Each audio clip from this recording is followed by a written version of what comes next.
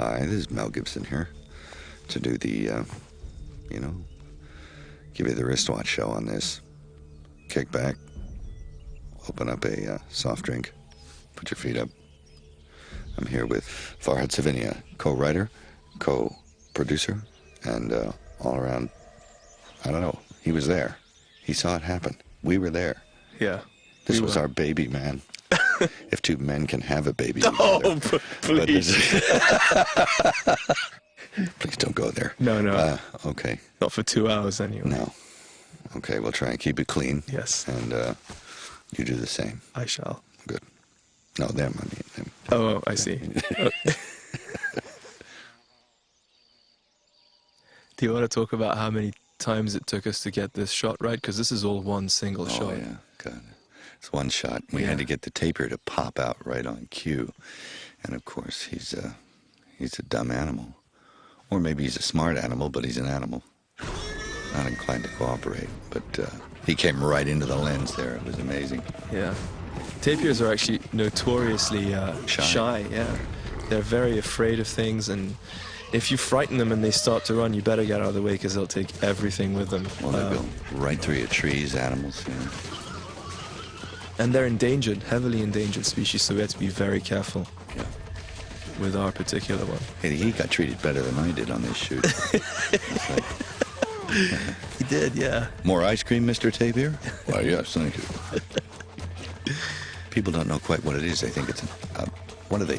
A pig? A pig, they call it. Yeah, but it's actually closer to being a horse. That's right. And it sort of throws you off if you don't know anything about the film. You don't know what era, what time period you're watching. And who are these guys? Yeah, who are these guys? Why aren't they wearing trousers? And the tapir would have been the largest game animal in their forest, in their world, so. At that time, yeah, because in Central America, in the period where the film is set, obviously there were no horses. No. Horses arrived with the conquistadors. Horses came on boats. Oop. Boy.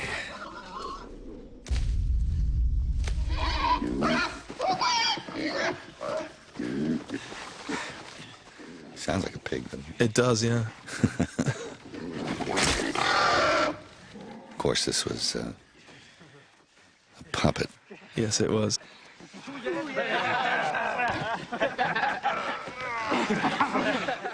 all our guys. Yeah. And chosen. For the bad teeth, I think, right? That's it.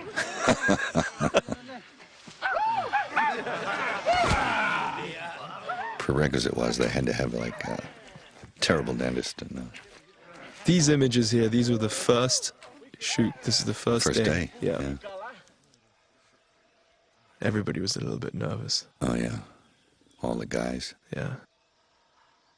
First time in front of a camera for most of them. Now, we watched a lot of documentary footage of tribal people living in forests and stuff, just to try and get some of this right, because they really wouldn't have carted off the entire animal in its original state. They would have packaged it up to take it along with them wherever they're going. And the other thing that was important when we were writing this was to create, I guess, an expected thing of what might one think of as primitives on a hunt, and then to totally sort of go against the mood of what one would expect and turn it into a practical joke. Right. Particularly in how they speak to each other. We wanted to stay very clear of that thing that you see in films all the time with the whole honor in speech stuff. You know, this was very much colloquial and friendly. Making the guy eat the tapir's balls. Yeah. You know, it's a big joke. I guess it's their version of television. You know? What was that show where they eat horrible things? Was it Fear Factor? Fear Factor, yeah. This is Fear Factor. Circa 1502. Yeah. Mayan Fear Factor. Yeah. That always gets me. Yeah, me too. It's the squirt. Yeah, oh. Sorry.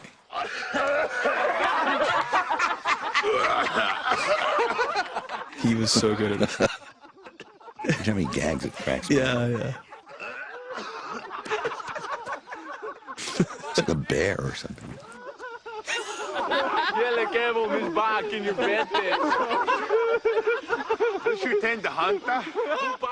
One of the other things that's amazing here is how everything's being matched, because we shot this sequence over many, many days. And Dean's going hard at work here trying to make, because the forest, the light's changing all the time. Oh, yeah. And you have the sunny, hot spots and the sort of darker spots, and he's making it all match with each other into one sequence. It's really well done. Yeah. Well, those are guys with those big scrims, Goose and all That's those guys. right, yeah. They were dragging scrims all over the place, the block light movement. So it was very time-consuming. Yeah. Because where the light was coming from was always very definite. That's right. But if you don't notice it, it's okay. That's right. Yeah. Beautiful sometimes. Amazing. Look at These that. shots here are, Look at yeah, this. they're just... It's backlit. Beautiful This stuff. is Genesis at its best sometimes. Oh, yeah. Because of the way the light looks in the background. And probably a lot of this was getting pretty dark in there. Yeah. But look how it just pops. Yeah. Because to show you the sensitivity to light that the stuff has. And it doesn't blow it out. you That's know? right, yeah. I mean, even behind his head there, Yeah, it just, that's good. I mean, that was almost full sun backlight coming in. Mm-hmm.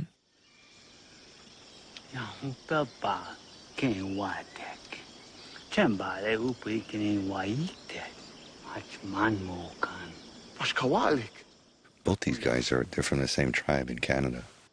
Yes, From the Cree the Nation. Cree Nation, yeah. Rudy and Raoul come from further south. That's They're right. Native Americans.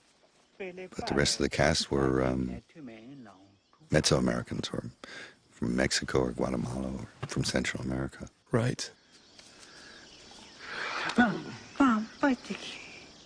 I love what Morris is doing here. Once you've seen the film and you know what he's up to. Yeah, Then, he's just a beast. Yeah, he's really funny. The looks in his eyes are just priceless. You Like see him this laughing one, this one behind his- here is just... Like, I can't believe he's believing this. Yeah, that's right. Yeah.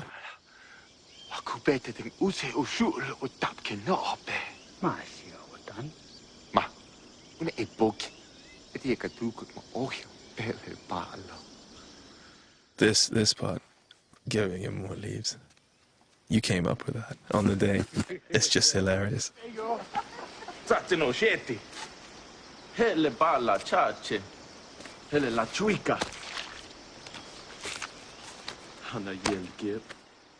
you remember how that meat smelled so bad on the set? It was starting to get old. Yeah, it was.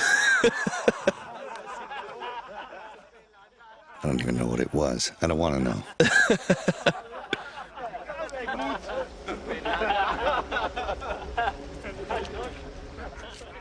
It was important that this character be singled out at this point as some a little more aware or more sensitive to things than the others. Yeah. And that's why he survives, in a sense, is that he's just a little ahead of the game. For some reason, he has a sixth sense about things. That's right.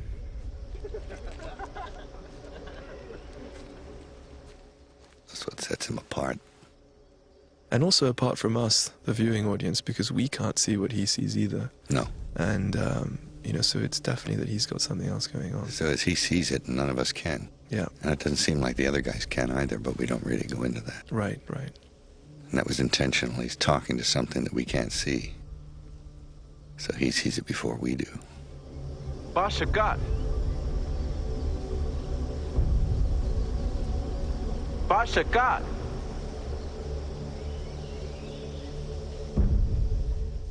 I'm so glad this worked for real. Yeah. Because I remember you talking about doing it with some computer Morphing help. or- Yeah. But it worked. We put the guys out there and No. they just moved a little to the left and a little to the right, and suddenly they just right. disappeared. You couldn't see him. Yeah, it was You amazing. couldn't see him till they moved. Yeah. It's pretty scary, actually. Yeah. Ah, Hiram. Cast for his startled appearance. He's got this look of being afraid all the time. That's true. He did it really well. He's got really big eyes. And he looks like he's missed a few meals.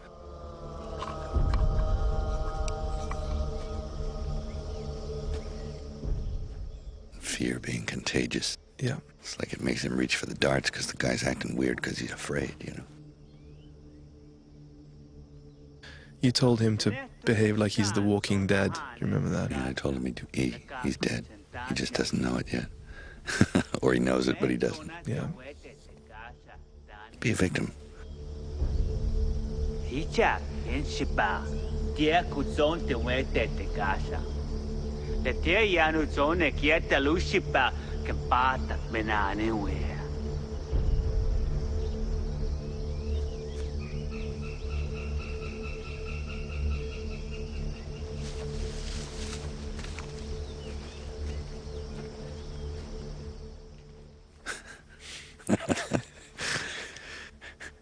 It's looking like, what are you doing looking at my refrigerator? Yeah, nice water. Yeah. Yeah. Yeah. Yeah. 2 weeks you're staying? 2? Yeah, exactly. Yeah. And he goes, go on, then. Yeah, get out of here. Yeah. Start catching a man's fish, he gets sensitive about it. Yeah. I think one thing that we forget here is how amazing the makeup job is. Oh, look at Because, it. yeah, Every aspect of these guys. They just look so real, and you don't even notice it because you buy in immediately on. And these people here, these are all background extras, ostensibly, and they're all done up. So all from the town of Catemaco. that's right, the local town where we were shooting this in this forest nearby. That guy there, he looks kind of like he's just kind of staring in the bushes. I'll show you. He comes back again later. He knew something like 7 languages. Yeah, remember that cat? I do remember. And Yes. he'd been to college, and Yeah, it was like the young guy with sort the of brilliant guy, and he looks like, you know, he looks like the village idiot.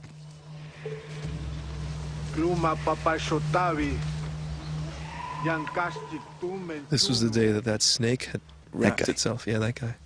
The snake had wrapped itself around that young boy's foot. Remember that? Oh, 'Cause that's it was- right. I swear it's the only cold day of the year that ever happened there. It was freezing. It was so cold.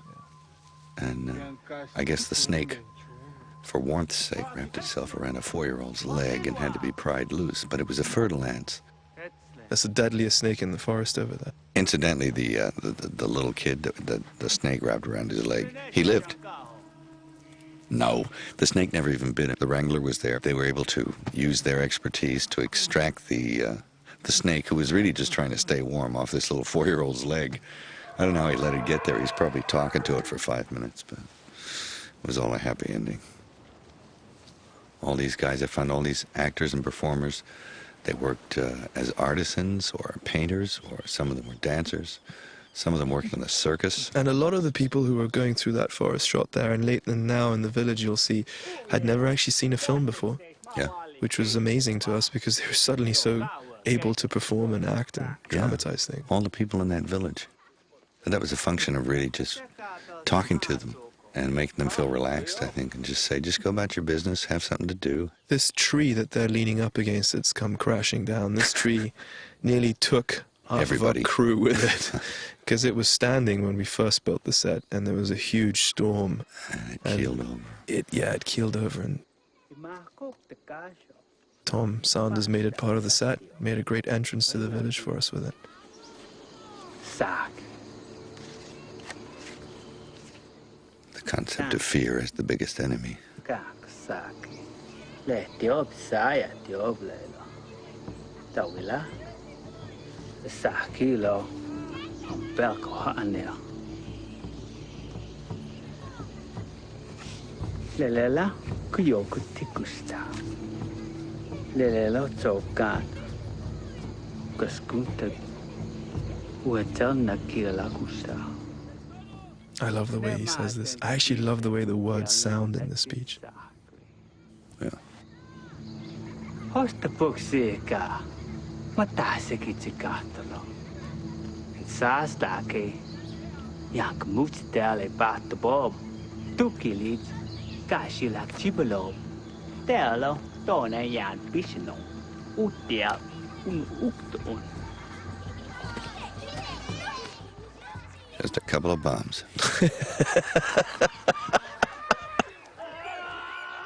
I always made me laugh after he gives this fear about speech. He tries to frighten all the kids. Yeah.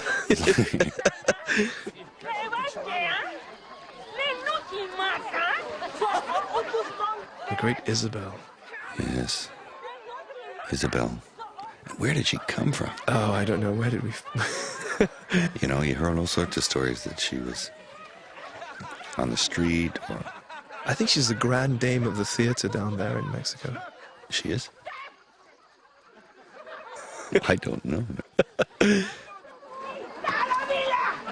But she had this going on. She had this kind of I mean, look, madness. that was what it was. That moment there. You saw that in the room and you said, "That's it. I don't She's want to see nuts. anyone else." She's the harridan mother-in-law. Yeah, a cliche if you like. But Yeah. she does it well.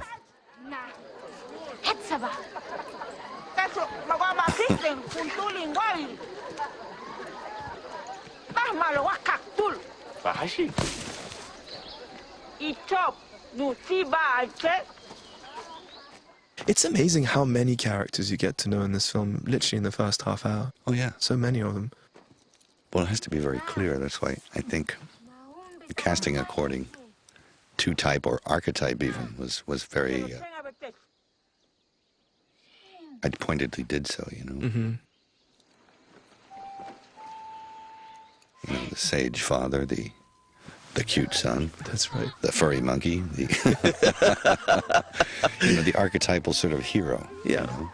The guy who's got kind of childlike sort of heroism in his eyes. He's sort of innocent in a way, but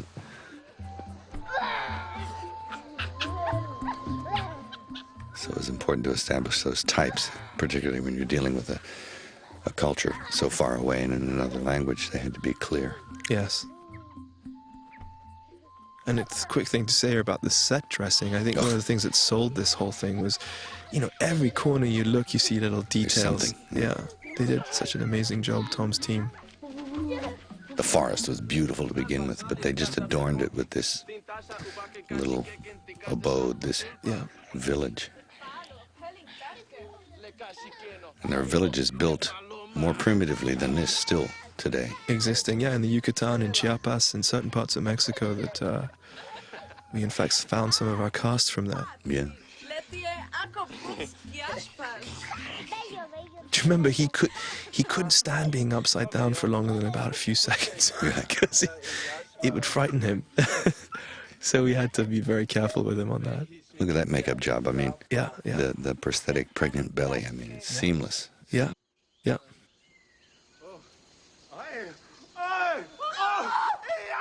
Payoff time.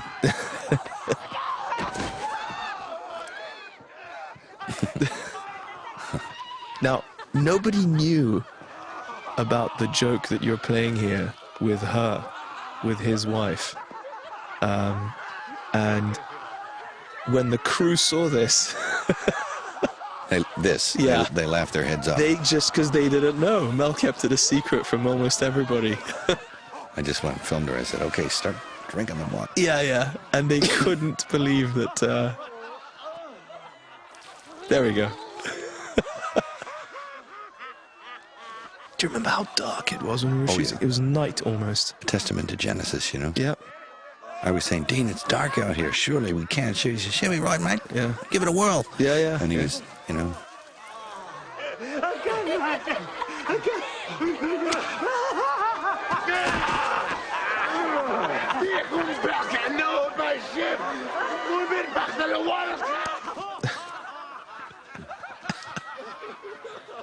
Jonathan, just so... Laugh, cry, Yeah. laugh. Yeah.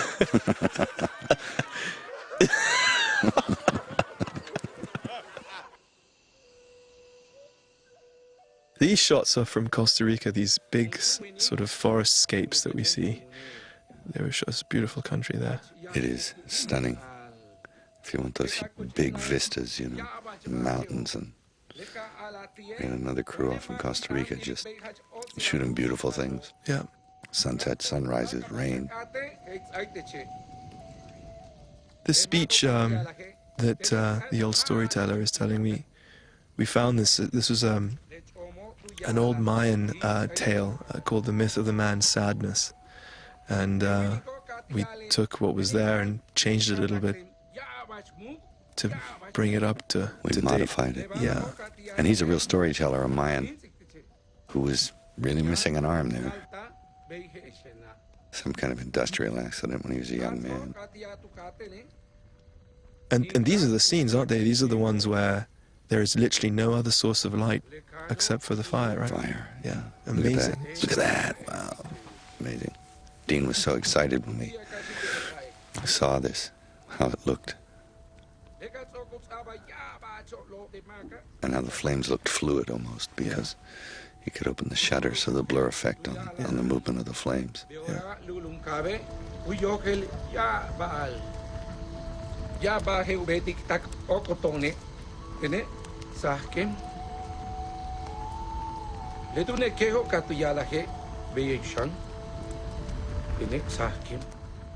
He had a kind of a black nose ring, but it made him look like he had like a Charlie Chaplin look. If I had to change it to white, it was like... I said, like a moustache, yeah.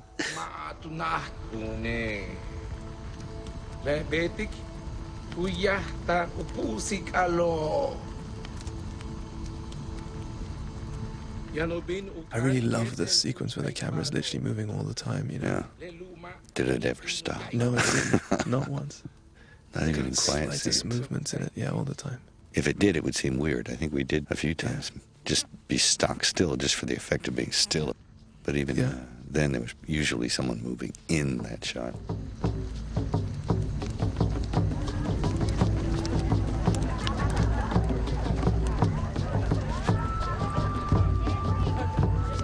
I remember that night, you got everybody to get up and dance in this scene, and the entire village was dancing and dancing on the first take. And when they stopped, the crew standing around watching just erupted into applause because they were so taken in by the energy of the whole thing.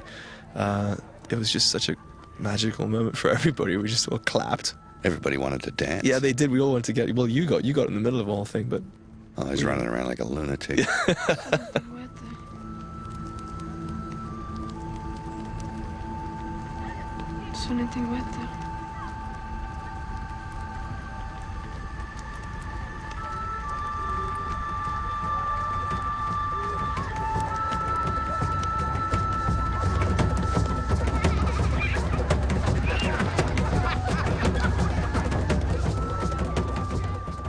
We basically started off with a very choreographed structure with people with functions and prosthetic makeup.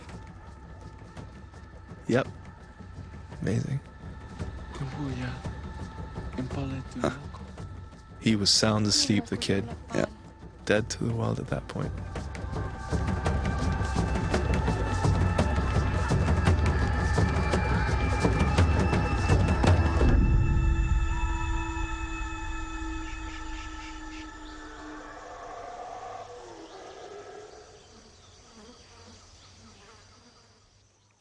It's amazing the leeway you get with Genesis and with digital timing, too. That's right.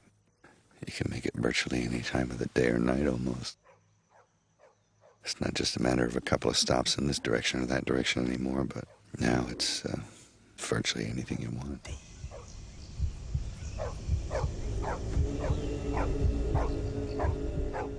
Dreams are important, don't you think? Very.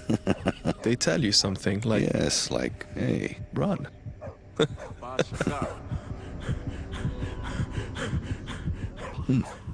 Guy's got a lot of heart. That's a great makeup job, too. It is, yeah. It's just amazing. Then. There. I mean, that thing actually looked like a dog. Great makeup job.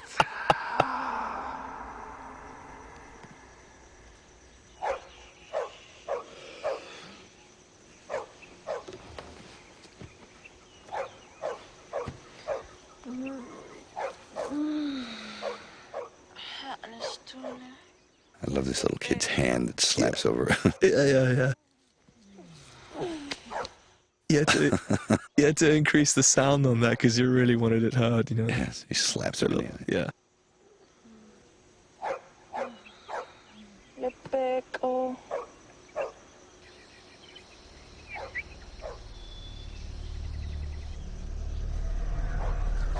Just when you thought you were in Happy Valley. Comes a man with human jaws on his arm. Mm-hmm. You think he'll be nice? He's not the Fuller Brushman. No, he's not the bearer of glad tidings.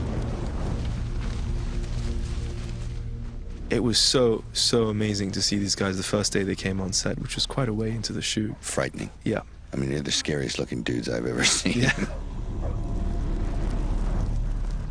Remember when we showed the film to the distributors at Disney, they were like, these are the scariest guys ever. And it helps that you never saw any of them before. That's true. You have no idea what that Raoul there, you've seen him before. He was in films and TV. I think he was in the New World before this one. He was, yeah. But we actually gave him a prosthetic nose. That's right. Because he was very aquiline featured, and we thought, now to make him more Mayan looking, as like a la the murals. That's right. We thought it was good to give him more of a proboscis.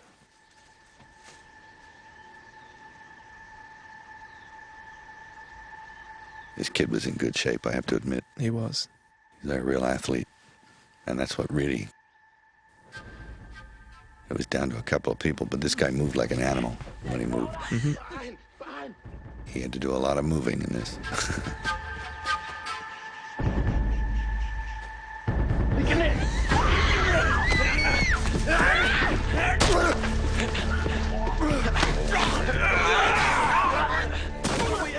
All the stunt guys are all Mexican stunt guys. They are.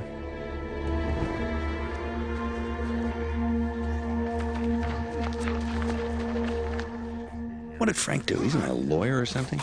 No, I don't. We call this guy Frank Sinatra. Because, like, if you look at him, he looks like young Frank Sinatra. He does. He's got... There see, he is. Look, when somebody ties you. And it's like... The visual effects here, the special effects, the ones that were done on set, the fire and everything was done by the local Mexican crews as well. And they really Chucho Duran. Yeah, Chucho Duran. He's a legend down there. On-site special effects, man.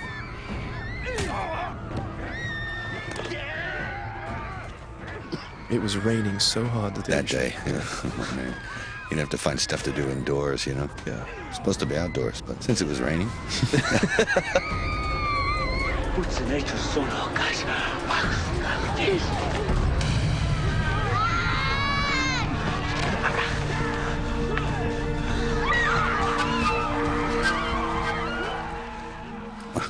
It's good. Yeah.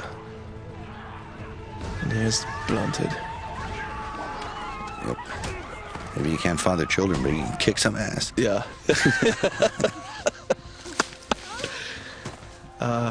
This was a wonderful combination. You can talk to this, I guess, more than I can, about how combining the exterior set and the interior set. Oh, yeah. I mean, you can't even tell. You can't. Now, because that whole layer was indoors. Yep. And yet everything from the outside was shot, obviously, in the village set. Yeah. So you had to do both up and down, both in the, the synthetic set and the real one, and they matched perfectly. Perfectly, yeah.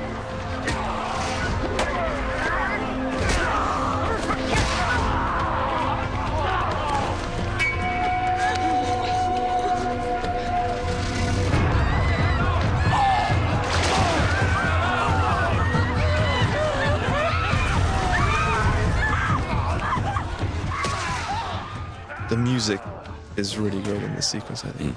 Yeah. It just keeps you... Starts taking on. Blood pumping, yeah. Ugh. This is hard. Yeah. There used to be more of that scene, but I didn't. I got out of it. Yes.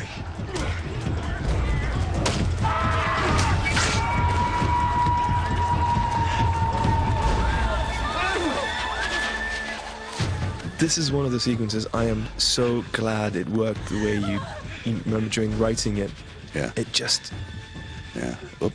And you shot so many different angles to make this work. Yeah. So many. Bang. Feet up in the... Feet on the wall, inside, outside, close shots on this closer. guy. Him coming in POV, then that... I mean, it's just... The combination is huge. And she hits the ground. And these were ridiculous, remember? Yeah. You don't know if they're going to work. You didn't know, and then they worked so great.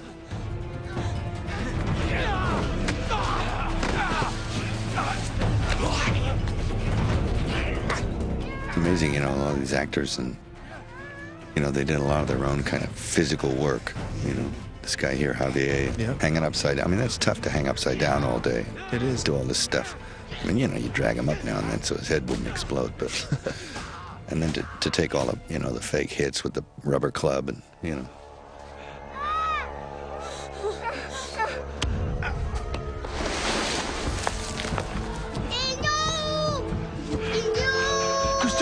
po.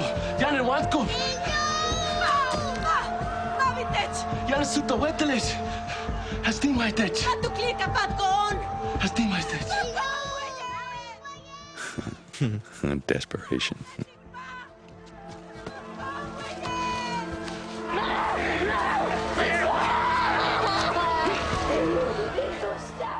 Wow. This girl gave it everything, man. She did. Out of nowhere. Yeah, she didn't have any dialogue or anything. She was just, but she really gave it everything. Screaming and,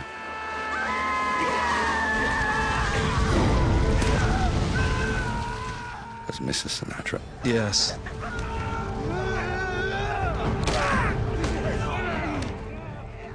Yeah. See the nets here and the clubs that can be used on both sides. These were designed specifically to capture these guys, and Simon Atherton put a lot of work into figuring out what kinds of weaponry would be used to actually to subdue people and capture them, as opposed to necessarily kill them. Although if they got in your way, you... Yeah. One of my favorites is coming up. It's kind of like a hook thing that you can just choke somebody out with and not necessarily kill them. Yeah. And the other thing, like that hook that goes through the wall of the hut and drags the guy right through the wall. Yeah, yeah. That was Simon, came up, pull him right through the wall. That's like, right. Oh, that's great, This is all Rudy and... Oh, yeah. No, these guys They did their own. did their own stuff, man. They're tough boys. Yeah. Rolling around and... Headbutts, they look real, man.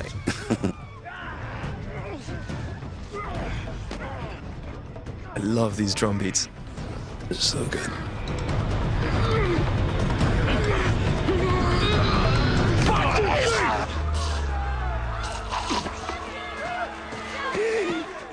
Yeah, that thing screamed out for percussion, didn't it? It did, yeah.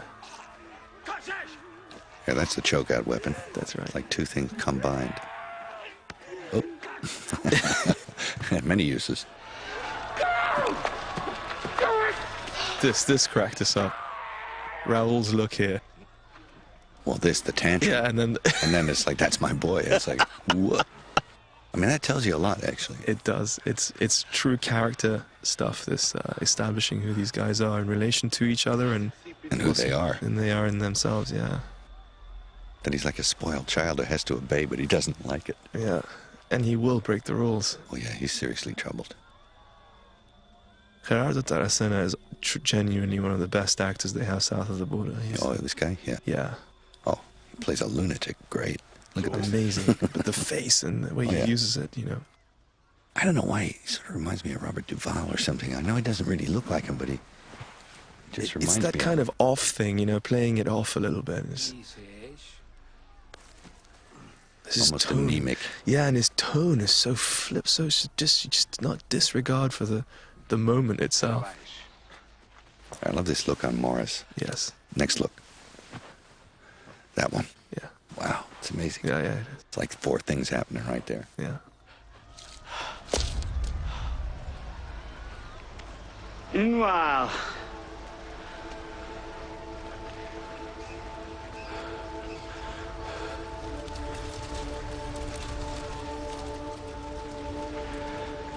Masaka.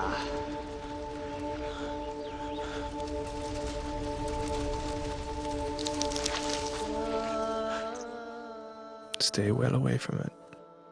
Yeah. I love that. Going way wide for that. And he's just standing there. Yeah. Like everything. It's cool. It's the only way to do it, really. It's cool. The only good way to do it.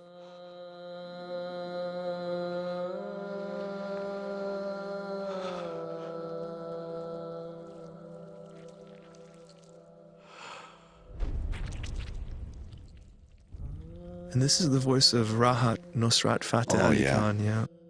It's his nephew. It's, Rahat. Yeah. Oh, Rahat, yeah. Yeah. And he is a great Pakistani vocalist. Yeah.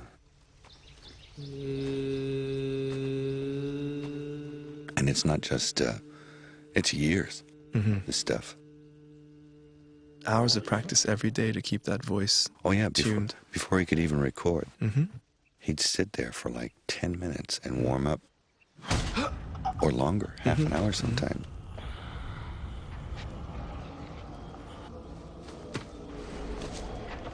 la acaba. Hola.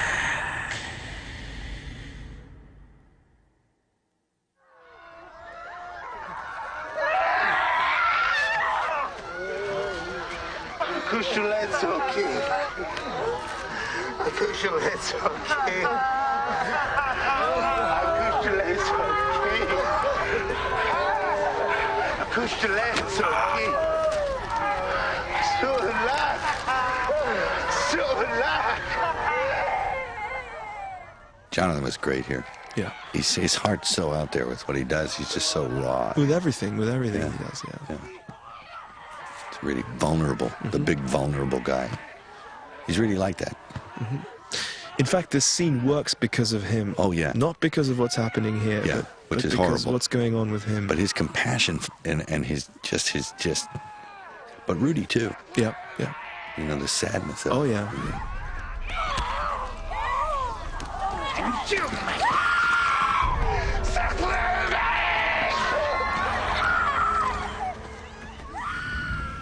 Boy, it was rough even shooting this stuff. Yeah, I know. It was hard to do. Yeah.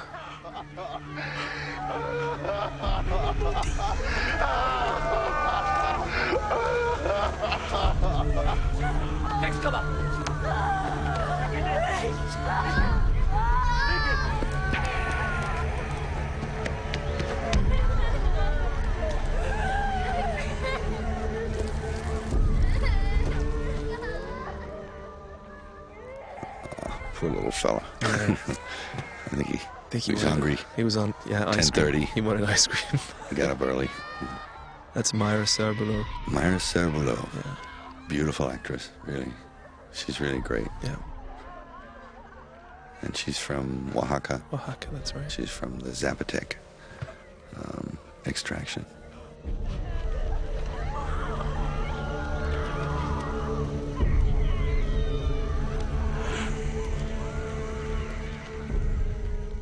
This shot, I just want to point it out because of how the next one about how you can tell a story with one shot. You start behind the beam Yeah.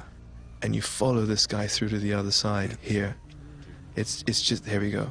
Yeah, good. It's, Thank goodness for Techno Crane. yeah, exactly. It's just, it really tells you a lot in one shot.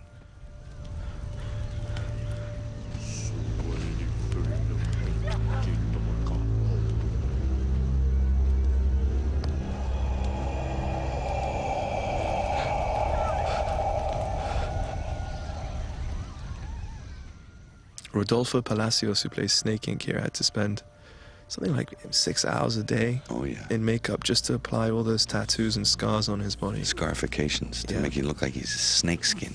Yeah.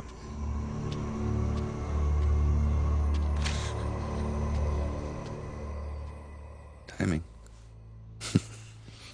Kid's great here. Yeah.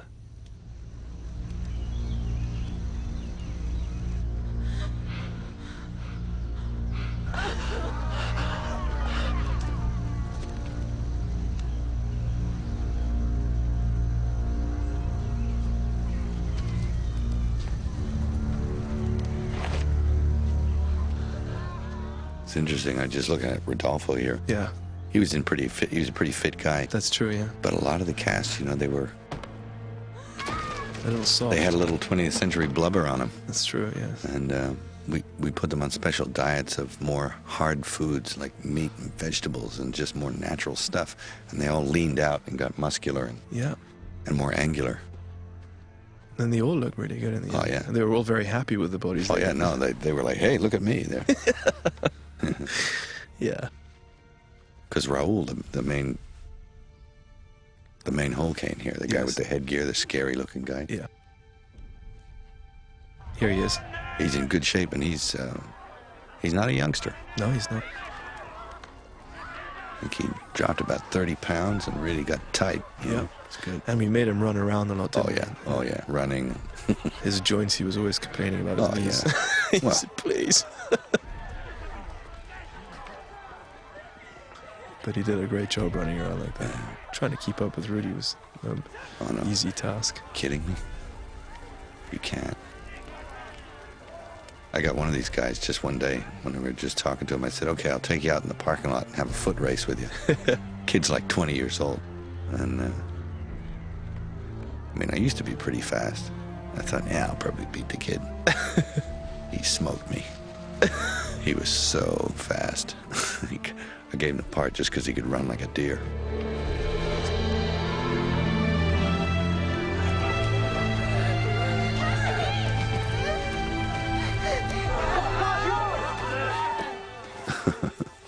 It's some of these shots I love. It's just the movement coming It's over huge, and the fire's all the way in the background. Yeah. Yeah, there was a lot going on. A lot of elements. A lot of elements. I think one of the things people don't realize when they watch films is the amount of work required to run a set. And Boy, and Adrian. the AD crew, yeah, the AD crew is like really the unsung heroes of any film of this scale and size. Yeah, you don't see them. I mean, they're constantly at it. I think I said it when the screening happened. I spotted Adrian's bald head in the dark. And I said, Adrian Grunberg, ladies and gentlemen, the hardest working man in Mexico. Absolutely. It's got to be true. Yeah. I've never seen anybody put so much into it. That guy was flat out. Because every single thing we're looking at here in terms of where people are, what the fires are doing, he's got to run all that and make it happen at the right time, and it's a tough job. It's like, more people. Yeah. Okay. Going with more people. Yeah. Yeah. I love this shot. Yeah. She's alone. The horror sinking in. Great the way you just catch her eyes at the bottom there. Mm-hmm. Ma. Which is the word for ma. Na means ma. Yes, remarkable And ma similarity. means no. That's right, exactly. So to say no, mother, you say na ma. Nama. Or ma na.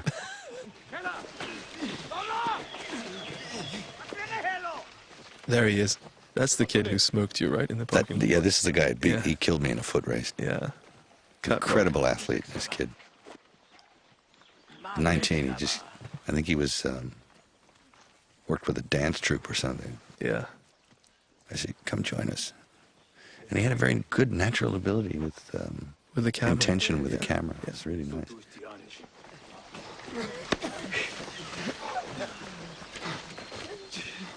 Oop, there he is. Terrified as always. Yeah. Like Lee Marvin there.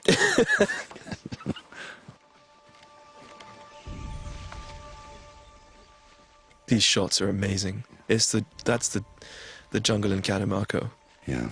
And Techno Crane, being able to just come down on it.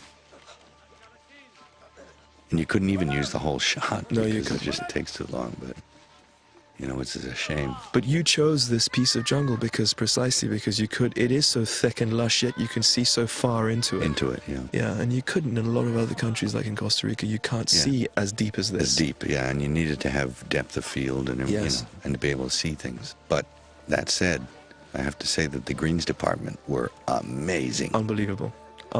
They are hardworking. I mean, man, they never stopped.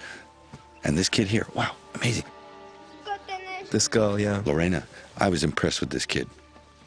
She's like 11 years old, and she lived in Catemaco. The farmer's daughter, whatever. Yeah.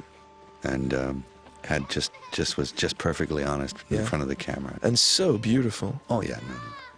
She's one of the faces that reminded me of those frozen kids they found up in the mountains in the Andes. Where did they find them?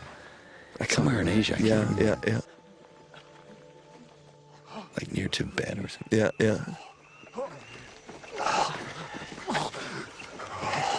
This scene always makes me think of how truly subtle and great Gerardo is as Middle Eye. Yeah. Even sort of like gags. Oh, yeah. Look at the poor guy's hurt. Quick. Has a drink himself, I mean.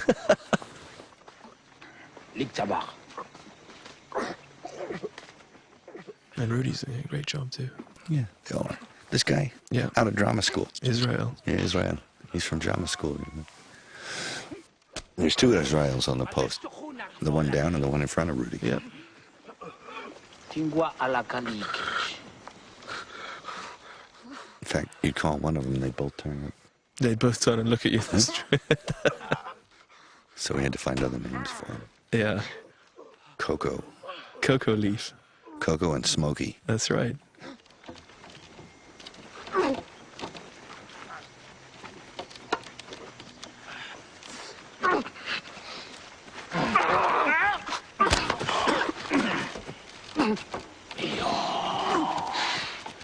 origen.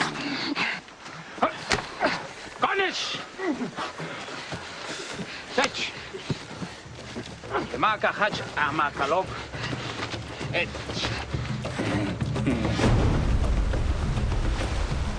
Love it.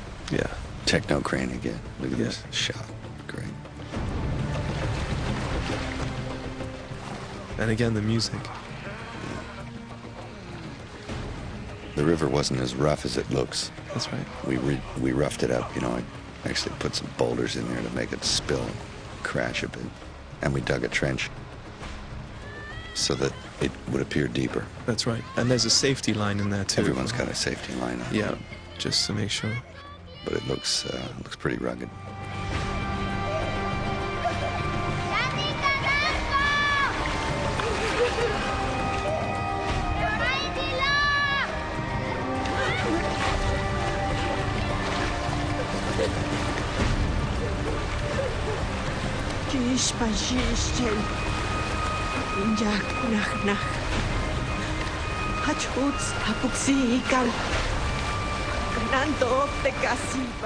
So great, this actress. I just love her. You want to make every film you ever make I know, with her. with her. You know? Yeah, it's funny. So dignified, too. Yeah, she really is. Yeah. And look at that shot with her. Yeah. Cliff in the background, yeah. Costa Rica once again. Again, yes. I believe that's the Faker hole.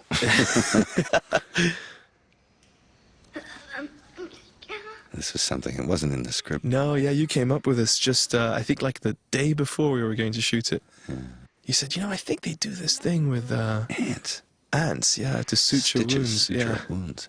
Soldier ants. And it's true, we looked it up. Historically, they used to do it far back in, as far as ancient Egypt, they actually used to use various form of army ants, because the ant would clamp down shut around the wound and you just cut its head off and there you'd have a suture right there. And the Mesoamerican did it as natives well. still do it today. That's right. Some And of they them do still it today. in the Amazon too. And he's wonderful. Yeah, the kid. Carlos, yeah. 4 years old. man. Carlito, yeah, he... Look at that. Yeah. Yeah. I said, don't cry now, but you don't like it. Try and be brave. Yeah.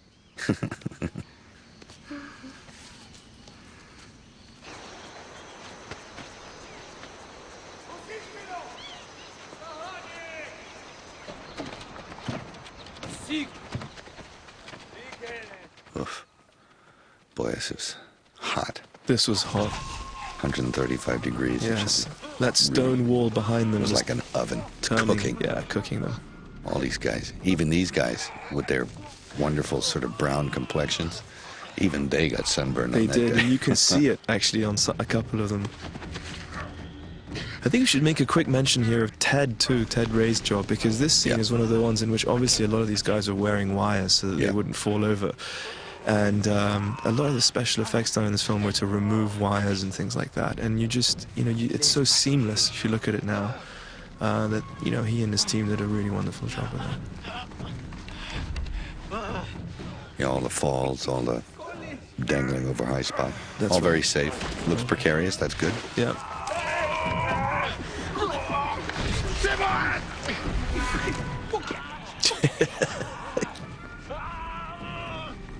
In case you didn't know Middle Light was crazy, here he is again. Yeah, he's a sociopath. Yeah. It's Frank Sinatra.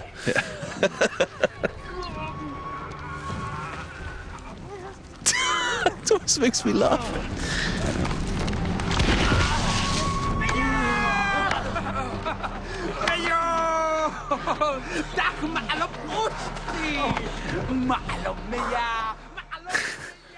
I remember you were telling Gerardo to look at this whole thing as though a beautiful daisy was flowering in the spring. That was your direction to him. Yeah. I love it. And you go weak. Hat. You mean it is handiwork after you push the guy off? Yeah, it's just like, you know. Yeah, look at that flower. Oh. That's nice. Ugh.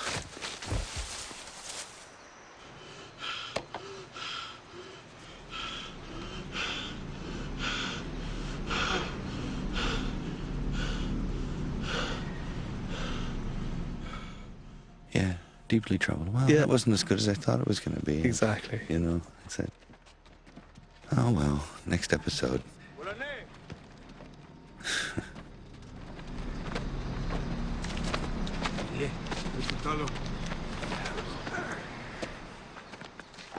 Oh, Dad's here.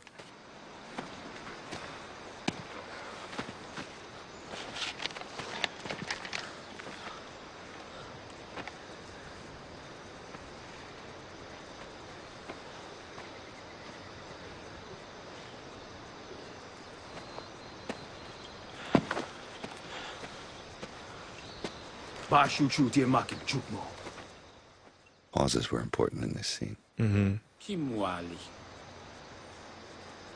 Le tiol tilak bisak tulak lo. Connecting cha aubi. Just great.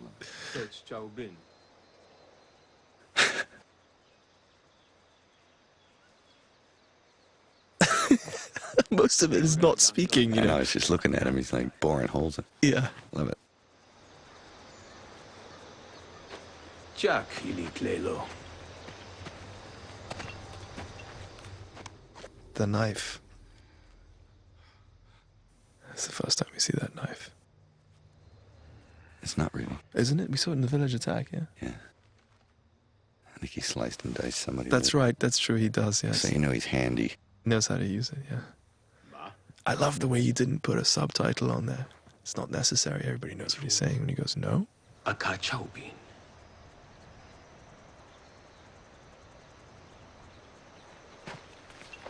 Bash kapat kesh. Konuş! Hakuta lamo!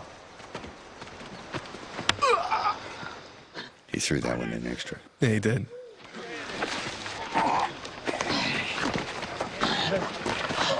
Wa aling bolak. Kasat kesh beorak.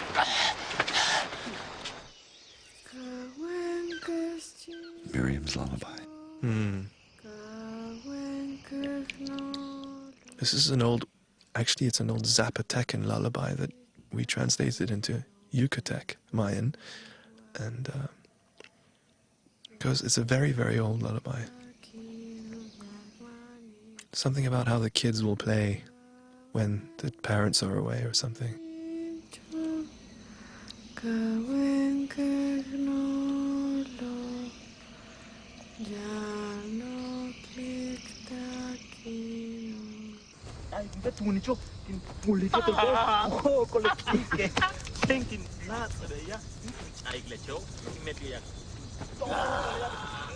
Walen pal. That guy talking in the last scene, Richard Kahn. He's That's right. from, is he from the Yucatan? He is from the Yucatec, He yes. speaks fluent Yucatec. And he's a kindergarten teacher, and he looks really vicious. Very vicious, yeah. Very nice guy, though. Oh, hell. He's not vicious at all. No. Mr. Kahn? Yeah.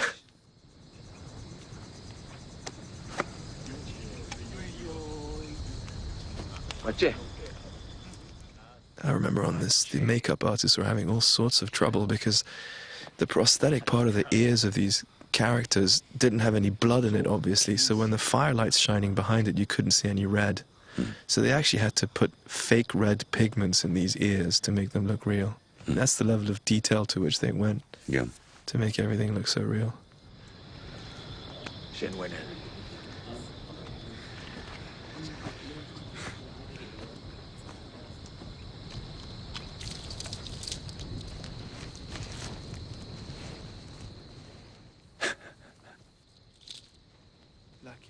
Could get busted here for it.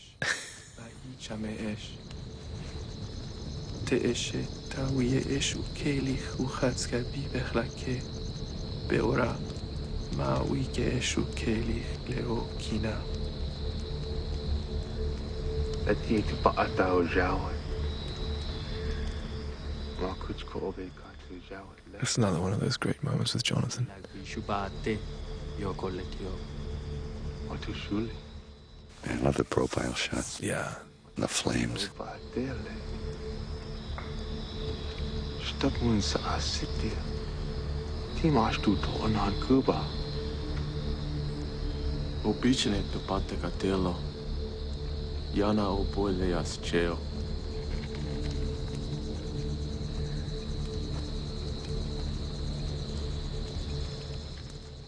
So beautifully lit, and all by fire. Yeah. Ma ako klikit na. Itene. Tsukkaan pakke joku kaava. Janin bisitin we etel. Ja akach kaasan ma ako. Wamatin kashtash niktekaan. Jana lelu umabin shiikin yaho. La akaleya aho.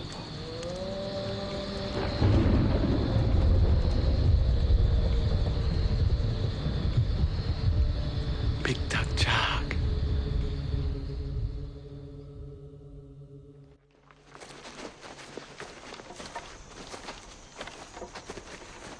It's kind of like the end of Act 1, really. Yeah, I know it is.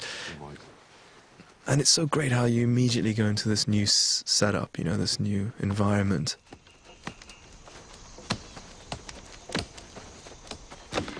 The devastation of the landscape. You say to yourself, hey, how come there's no trees there? Yeah. And you go, oh, this is why.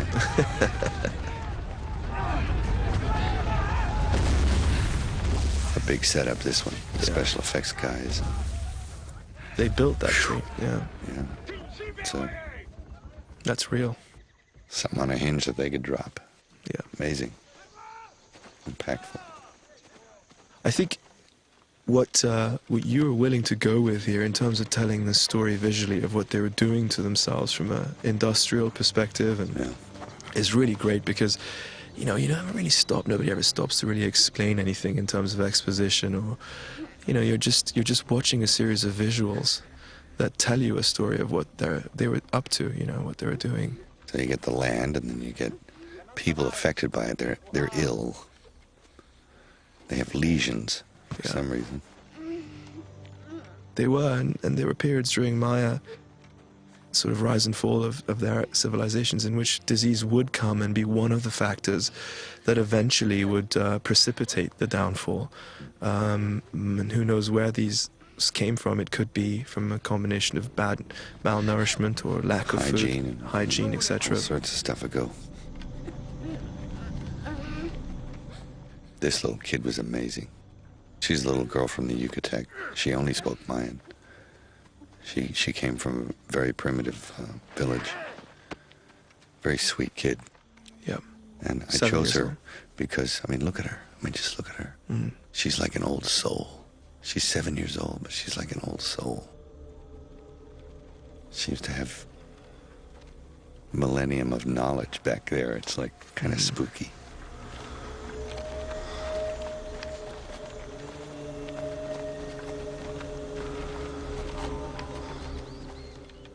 Very brave girl. Yeah, Didn't know anything about filmmaking, or anything. had never seen a floor in her life, and a car or a road or anything. Or an ice cream, nothing. And here she was in doing all this stuff. Now this sequence of the prophecy, this is actually something that was very true to research that we did that came from the Popol Vuh and other sources. The Mayans as a people were very much obsessed almost with predicting and prophesizing the rise and the fall of their times. And who knows that once you become so obsessed with something prophetic, whether it's self-fulfilling or whether it's genuinely a prophecy of the future. But she gives them a few clues as to what the countdown is from a mythic perspective. And I always thought that because she was so close to death herself, and that they were leaving her out there to die, that she had some kind of link to the beyond. It's kind of spooky. Yeah, and you asked her, you know, you really tried very hard, even though she was only 7, to get her to switch into a different mode here as she said these lines, as opposed to just being a regular kid crying, you know. Yeah. And they're a little worried. Yeah, I'd leave too, bud. I mean, it is disturbing. Back away.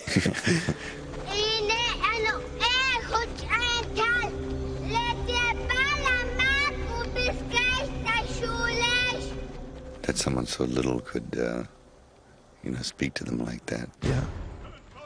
They were very superstitious, and They would have really believed that and looked for those signs. or even if they didn't believe it wholly, they'd be disturbed by it. Certainly would be, yes. Yes. The lime quarry. Yeah. The logs from the trees that get chopped out. That's right. This is the visual storytelling that we just saw these trees being cut and burnt down, and what are they doing with the wood? They're heating up a bunch of rocks so that they can pulverize it and turn it into this white powder, which they can cart into their cities and make a slurry of. Now this is all a real set. This is all completely built.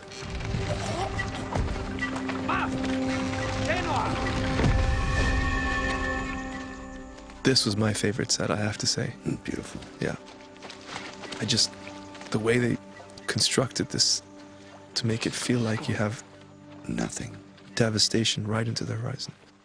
And with the deforestation, of course, the rains would come and wash the topsoil. That's right. And the clay and the less desirable kind of growing stuff would run off into the arability of their fields and start to make their crops not yield, be unhealthy.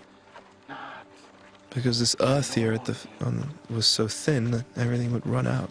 Yeah. And all to build the temples bigger. Yeah. They burned the trees to heat the rocks, to pulverize the rocks, to make the temples big.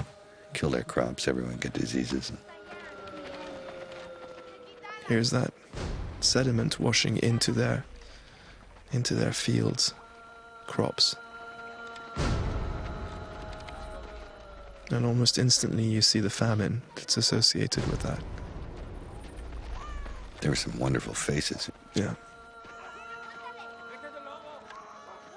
And this was historically, genuinely, the way that these cities were, in that, the remnants of them that we have today are these large stone edifices. But at the time, at their height, they had All huts sorts of peripheral stuff. all yeah, around. and shanty towns all at the outskirts, and the poor trying to survive on the outskirts and the edges. Abel, one of the famous character actors in Mexico, when I met him, he was a robust man. By the time we wanted to film him, he had very short time to live. But he wanted, with everything he had, to do this part.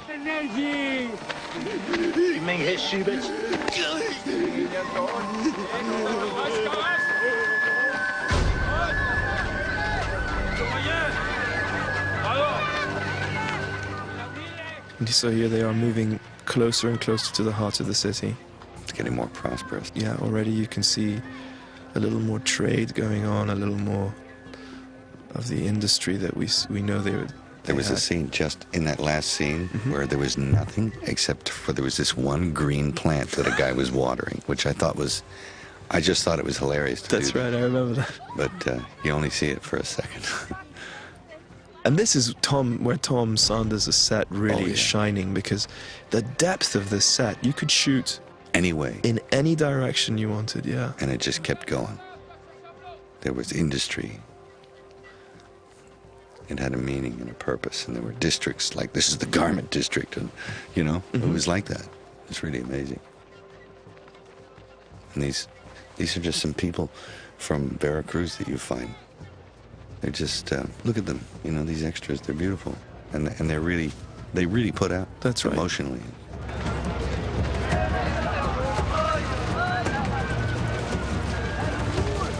The dyers, the dye makers, and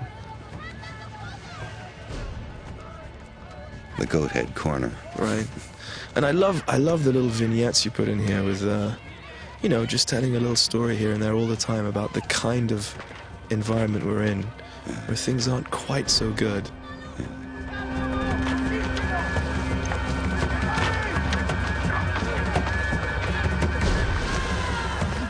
So this is the end point for the lime powder that they've been carrying from the quarry. You get to see what they do with You it. can see it applying it to the palaces and temples. It was also used as flooring and roads. And That's all right, they used sorts to of- cover even just their roads with Everything was covered in this stuff. feet deep thick of lime plaster. Conspicuous consumption. Do you remember the choosing of this pigment The makeup team came to you and said they gave you 3 choices for the blue that... Four. It was 4, that's yeah. right, yeah. And they said, which one do you like? And I said, that one. And it was said, the one. That was the one. That was the pigment, the shade that they had used. Actually used, yeah. They used to coat the sacrificial victims in this particular shade of blue to earmark them for that purpose.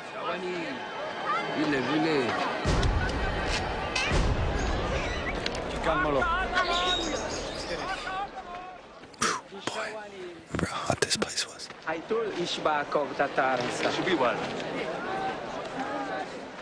What's remarkable here in these sequences is that there isn't one false image anywhere, false visual. All the extras, as deep as far back as you can go in the background, have Amazing. the right makeup, the right prosthetics, the right clothing to really sell this to you. And that's an enormous job. The makeup teams during these sequences had to start literally at midnight every day, so that by 8 o'clock when we were going to shoot, they had enough people ready to go with all the right kind of... Makeup team appliances. was like 300, 400 strong sometimes. That's right. Many of them students. from Many of them Mexico students, City. yeah. Many of them Yeah, students. wonderful work, wonderful work. They'll never work on a show with this kind of makeup again. Never know. Because it was more just the sheer will to do this. Yeah. No, my hat's off to those guys. They worked harder than... Whew. Look at this scarification on the foreheads. Unbelievable And stuff. beautiful jade jewelry Jade teeth. and jade teeth. Inlays in their teeth. There we go. Look at this. Paint, tattoos, scarifications, everything.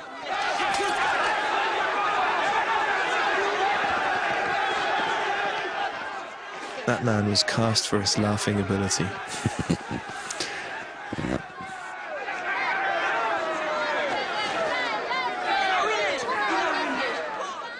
And the slave trader are both real Mayans. But the woman slave trader was our dialogue coach, the most demure little woman, shy. And then when she got to be the slave trader, she became this callous harridan who was trading in human misery, you know. Miriam Toon. Now everybody knows about you, Miriam. Yeah.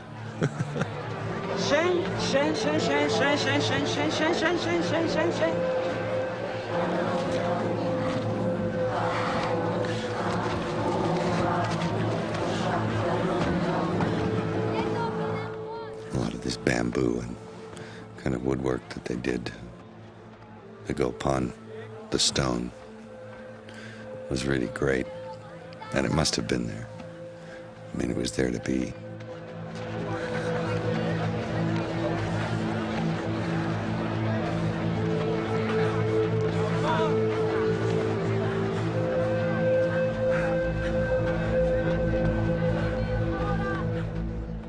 I love how packed it is. Yeah. People there and how deep you can see. This was almost at night. It was, yes. Dean Semler, the light magician. Yeah, he threw a light back there.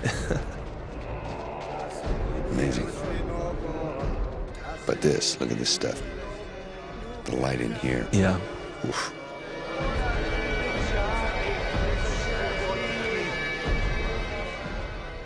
So these are the murals that we chose that were from San Bartolome, which were a discovery that was quite recent, only during the pre-production of the film. And we chose to go with them because they were so evocative of what we were trying to tell. Not only that, but we'd already painted other murals. That's right. We scrapped them and replaced them with these because the discoveries. the colors and the images. So it was pretty cool. Yeah, the reveal. The big reveal. Yep. And all the buildings you see in the foreground, 1, 2, 3, 4. There were 4 real buildings in that shot. In that shot, yeah. That's real, That's of real. course. Everything's real, yeah. And a cast of what seems like thousands.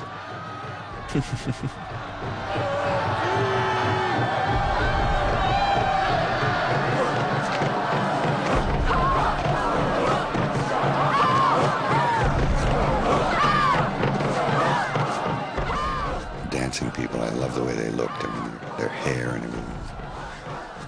Kind of spooky.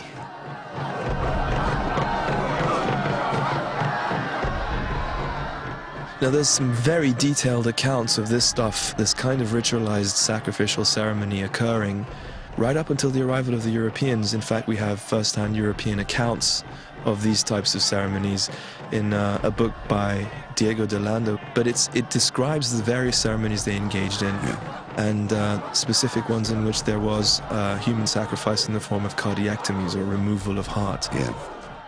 And they were for various purposes, to appease the gods, to appeal for better crops, for a good year, and so on and so forth. Or just for suffering to appease the gods. You That's know, correct. Just, you know, bloodletting for the sake of it. They used to bloodlet on themselves, you know. Yeah.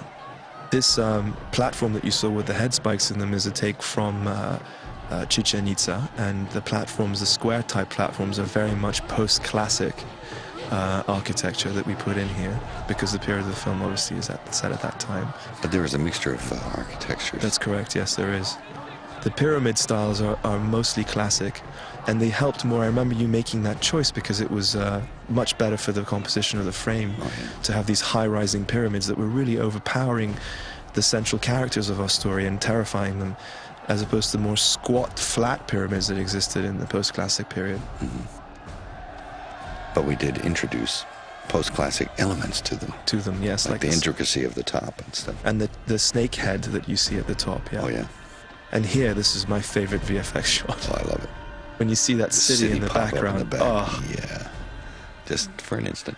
that's just for, and that's all you need to make people realize that these cities would go on for Yeah. as far as the eye could see. Oh, there's better shots coming up. This guy. Now, Farhad found this guy because we didn't have a king. They kept bringing us guys from the gym, and they were very nice guys, but they looked like guys from the gym. And I said, I need a guy that I want to know in just one look at him, because he doesn't say anything, why he's the king. So Farhad went down to the docks and brought me back 3 guys, and by golly, he had the king with him. Yeah, it was a funny day. He wanted to know on sight that this guy had murdered his brother for the job, you know. Yeah, yeah. And he's got that look of, Got that look. what did you call it? The The sneer of cold sneer command. of cold command, that's right. Yeah, I borrowed that from Percy Bysshe Shelley. Ozymandias of Egypt. That's right, yes, that's The right. sneer of cold command. But he certainly had it. Yeah, he did. And green eyes. Green eyes, yeah. Almost Egyptian, you know. Yeah, yeah. Look at that, as far as the eye can see.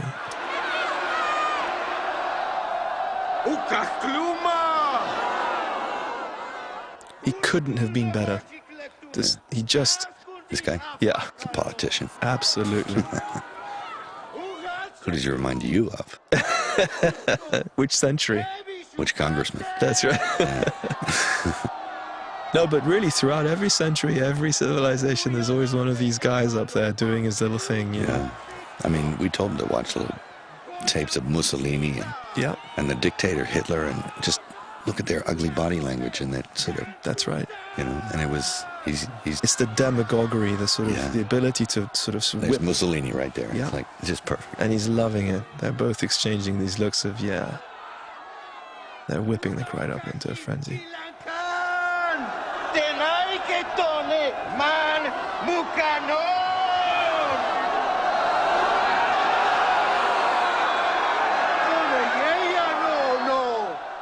All these people down here, they're folks, regular working folks from Veracruz. They got so into it. They were so cooperative, so uncomplaining. And honestly, they were wonderful. One of the other things to So I notice... really found out a lot about the people of Mexico from That's right. just this experience. They're so gracious. Amazing. Look at, they just Yeah, went that's for right. it. They just went for it, you know? It's great.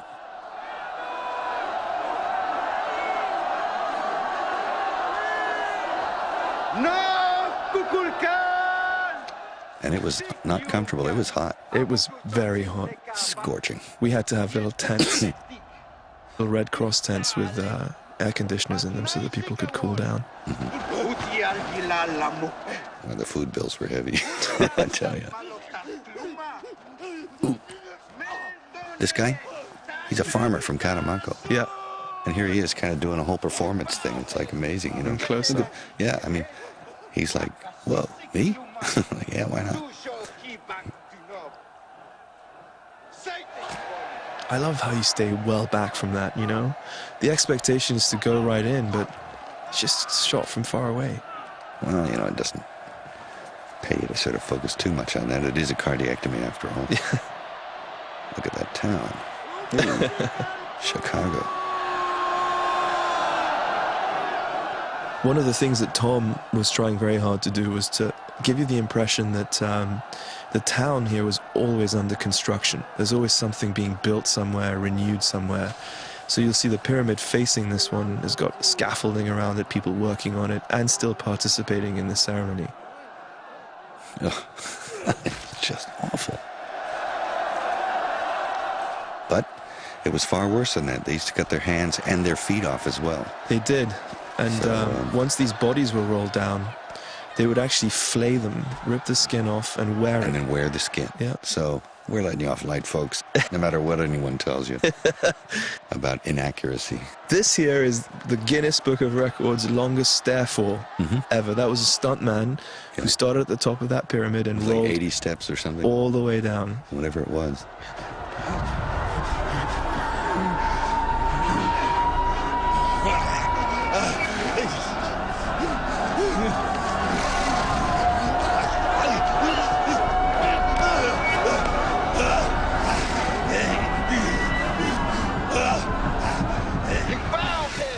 Funny when you turn these guys upside down. It looks even worse.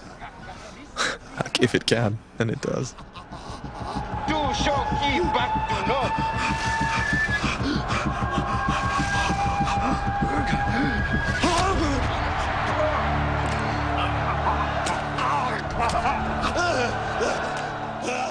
They were very adept at keeping people alive while removing things. They used to cauterize them and take out their whole system almost. There's an account of the king of Copan being captured and kept alive and tortured for 9 years. Yeah. During which time they disemboweled him and removed various parts of his body, and also managed to keep him alive for that entire time. 9 years. Unbelievable. Mostly it was so that they could humiliate somebody, especially a ruler of an opposing city. It was all about the humiliation. Mostly about humiliation. There was no mercy on a ruler. The higher your rank, the more they humiliated you. I think it's a little bit the same now, don't you?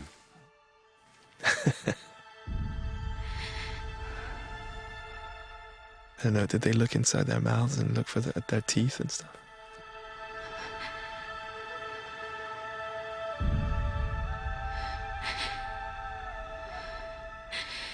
Where did that come from? She's so good. Yeah. She found it. So did he. Yeah. They all found it. Look at this. They were good, these kids. So good. Proud of them.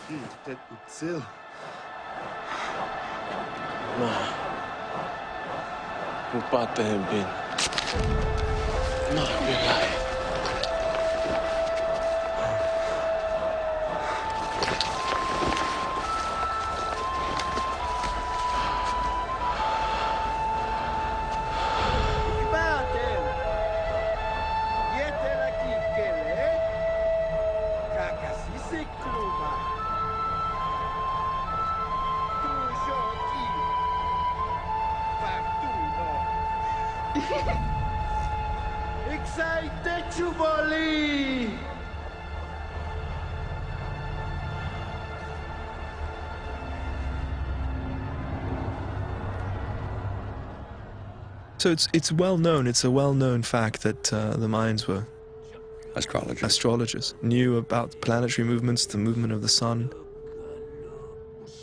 And I think the thing that we were trying to say here was, well, within any society, civilization, who holds the information? Who is aware of it? And if they do have it, how do they use it? How do they use it? Yeah. I mean, even though Papa Smurf here has gone through some shenanigans, it's like... It's clearly... It's a dumb show. And, you know, the educated always... knowledge is power. That's right. And if you're able to manipulate that information to achieve your own political ends, then I think you're saying something that's quite universal across all societies. But even if everybody knew about it, come on, it's still amazing. Yes, An it is. eclipse, it's like, whoa, what is it?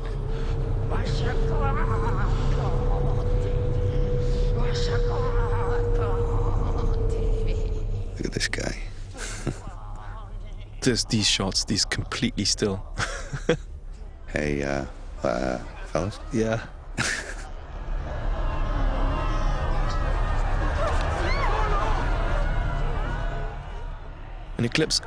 A solar eclipse looks like a 360-degree sunset, which is very weird. Yeah, that's enough. Uwinkileskilankan, Majakestaki, Kimakusawale. I love the way he does that. It's so frightening. I love this. This shot, yeah. We stole it. Nohotsum, Eston Wakimakawol, Ciao Kasut, Sastali, TikTok.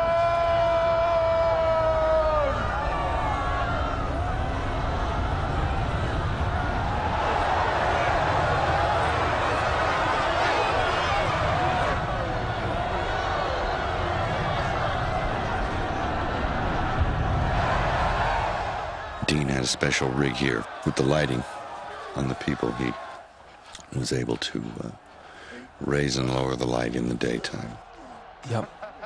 bring it down. He had a screen that would slide across the... And the Musco light. Yes, the Musco light. And the screen would come across the Musco light and effectively create the effect of an eclipse happening, and then remove itself and make it look like the sun was coming back. Because I don't know that anyone's ever done an eclipse on film before. I haven't seen one. No.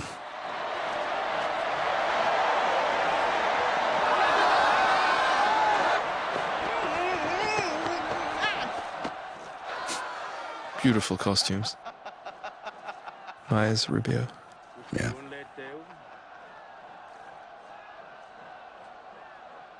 And the jewelry and the makeup is just...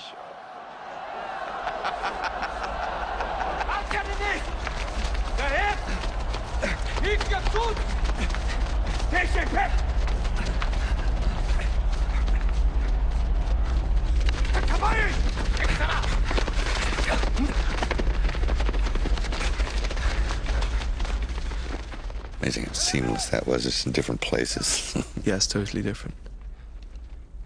Now this is something again that we have some historical records for. When the Holcanes would capture victims from other cities, they would often use them for target practice, but they never... We're not quite sure whether they would allow them to run. What we do know is they would hook them up to these scaffolds and fire Like at targets, them. yeah. As targets. And they'd be alive, and they'd pepper them with arrows, different distances, like a target range. Yeah, there are images of it too Yeah. that show this. What we did here for this scene was obviously to Make it compelling, yeah. That's right, set it free so that it were running. And said to yourself, well, why wouldn't they want a moving target now and then? It must have got boring just, using a guy like a pincushion. Makes it more fun, yeah. And this kind of arena exists all over the Mayan world. Most of them in the Aztecs too engaged in this ball game, and they had lots of ball courts everywhere that would allow for this kind of activity.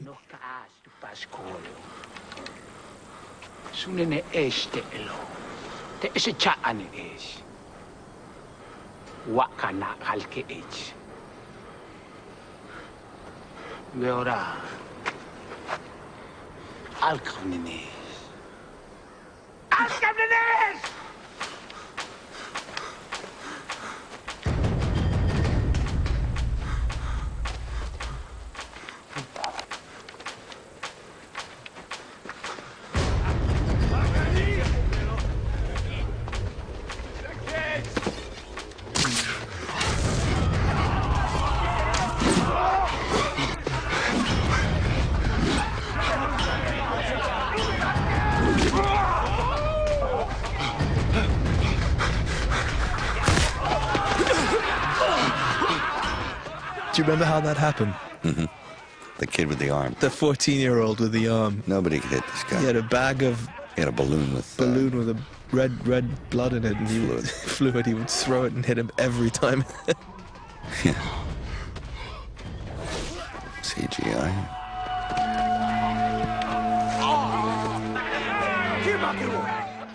A lot of those arrows coming in, actually flying in, that was Simon Atherton, the armorer himself, chasing these guys just off camera. Throwing. And throwing arrows at them.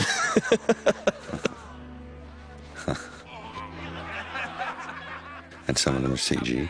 Yeah, Others are already there. that's right.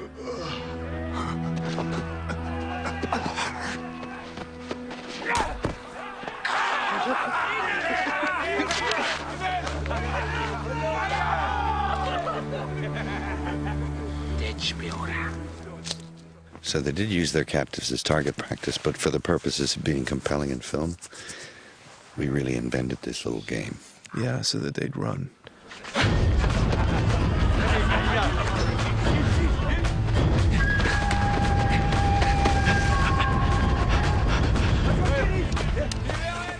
And probably if they had made it to the cornfield, I would said they'd let him go. It's very possible. Just the guy sort of does the inexcusable before he gets away. He certainly does, yeah.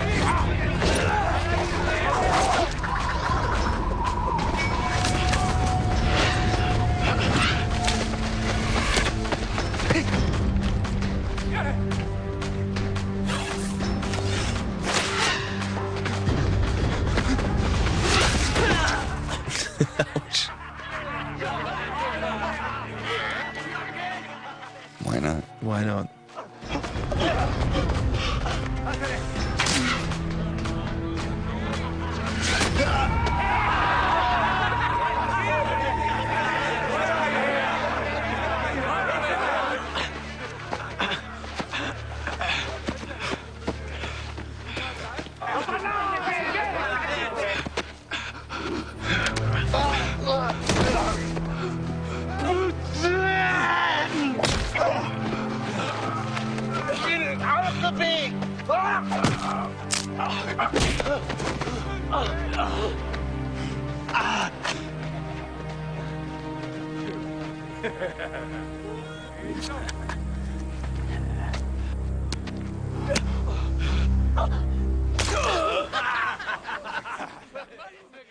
The combination of the shots that you're using here are so interesting, because you're like doing very long wide shots with lots of handheld close-up shots and trying to tell the story in a way that hasn't been done before. You don't see the things happening up close necessarily. Now you try and tell it without actually showing it. That's right. I love this.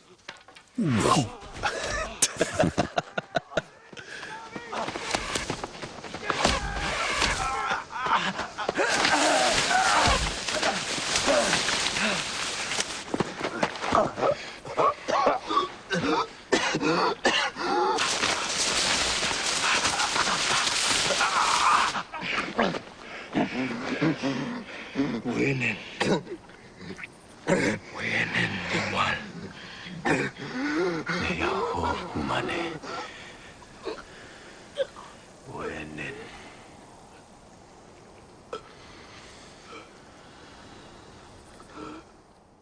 Raoul was great here. So was the kid. Really great. Amazing. This is where he really makes him human, you know, Yeah. and therefore more frightening. Yeah.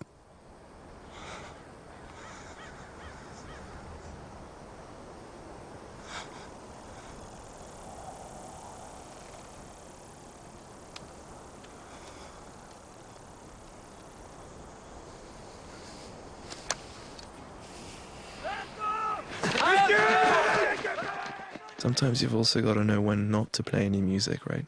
Mm.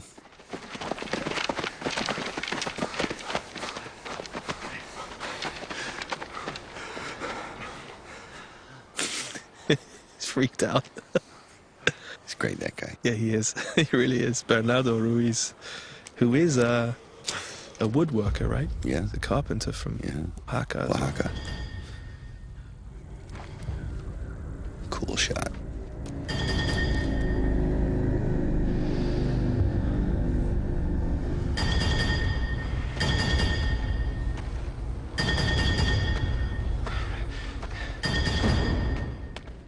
That's a good shot too, with our Steadicam operator running backwards. Yeah. Really fast. Yeah.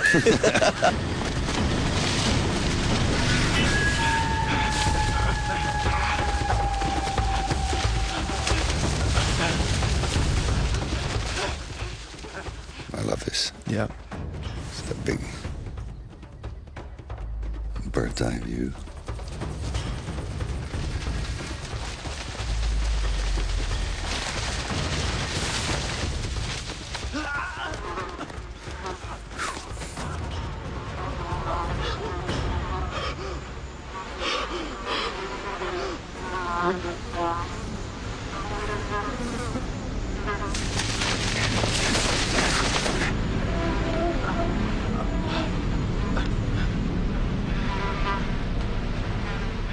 This was a fantastic set.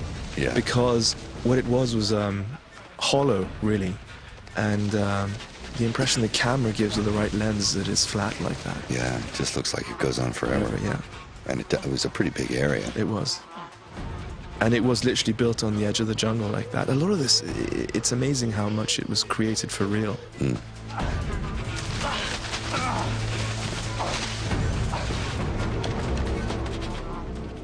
And, you know, we're starting to uncover some archaeological records of these great mass graves too. Yeah. In places like Canquen, which was a classic site in which they uncovered something, a grave that contained bodies that had been shown to be ritually killed. How many were there? I don't remember the actual number, but that was a Mayan one. Obviously, we found more in the Aztec area. Yeah.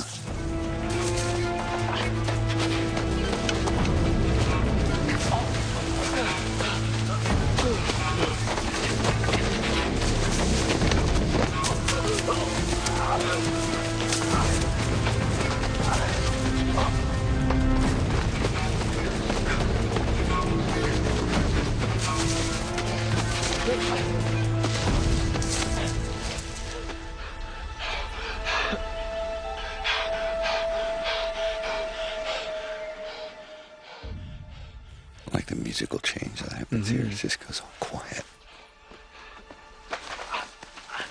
Lyrical.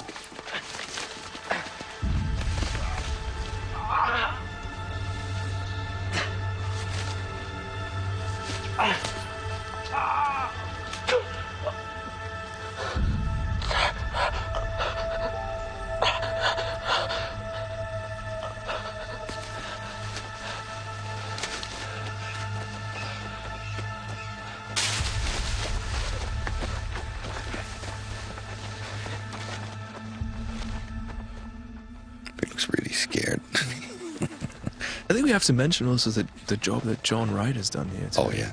Editing? Yeah. Are you kidding me? I mean, to build the sequence, you know, in terms of all the elements of seeing them, then seeing the blood, then going back to them. Then No, John is a grade A editor. I work with him with passion, and his abilities, if I didn't say it before, I'm sorry. He's an amazing editor. It's so seamless, and when you're working Flows. with visuals, particularly like this, that don't have dialogue attached to them, you really have to rely on how you want to build That story and the tell story, it how yeah. you see it. Yeah. And he's good like that.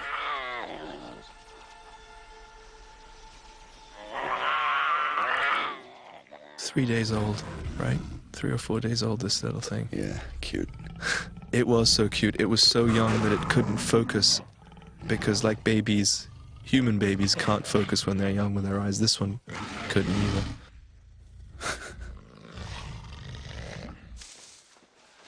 Now, aside from being the namesake of the central character, the jaguar was also a very, very important animal in the mythic pantheon of animals. That the King of their Mayans- jungle. Yeah. It was king of their jungle, sort of god of the underworld, and had many, many religious significances for them. To kill one, if you ever should do, was an incredibly bad omen. Not necessarily, because they used to do it sacrificially. Well, that's right. Yeah. But it depends. Yes, it did. You had to have a good reason. Yeah. You had to do it right. If you just kind of bump one, Then things aren't looking good. yeah, that was And like, they ooh. really believed that. you're supposed to let it eat you. These are the bits where really Rudy's ability Yeah. as an athlete shine. I mean, he's just, Guy runs, man. yeah, he's really running at that distance from a real jaguar chasing him. Yeah, that's really there. It's not CGI. Mind you, there were restraints. He would never have been eaten by the jaguar. No. Maybe if he tripped or something. No, I'm kidding. No, there were safeguards. Yeah. Many safeguards. But I'm not going to bother to explain that. Trade secrets, right? Oh, brother. Trade secrets. Mostly just patience. Yeah. Gosh, it took us a long time to figure out how to do that. Yes, it did. This is my favorite sequence, actually. Cause In the it's whole like, film, yeah. I wanted to make a car, like a foot chase, like a car chase, you know. It starts to get that kind of speed going on it. The collision aspect. Yeah. And Marco was a really fast runner himself. All these guys, all these kids were fit. I mean, they're all in their 20s. Yeah. They were all fit as fiddles, you know. Yeah. And remember the day you asked him to interject between Rudy and the And the jaguar? cat? No problem. And don't look back, Marco. Don't look back. Yeah. Here he is, Here he not goes. looking back. Unbelievable. And that's what happened to a guy that doesn't look back. Yeah, that's right. Should have looked back, Marco. Of course, there was, you know, as with the tapir and the jaguar also, there was a lot of, you know, we had puppets. Ow! Yeah. And some of those back shots where they're stabbing it, where you just see the head and the paw, that's actually me sort of clawing at those guys and them stabbing me with their spear. I love this bit when they just stop, like, Who? Yeah, it's, whoa. yeah, it's really a whoa moment. Yeah, it is. That Genesis, that is the Genesis streak. Yeah. When Dean would open the shutter to 360 degrees and move the camera at high speed, Yeah. it would create this streaking effect where the central character in the middle of the frame would be sharp, but everything around it would be blurry. Yeah, strobe.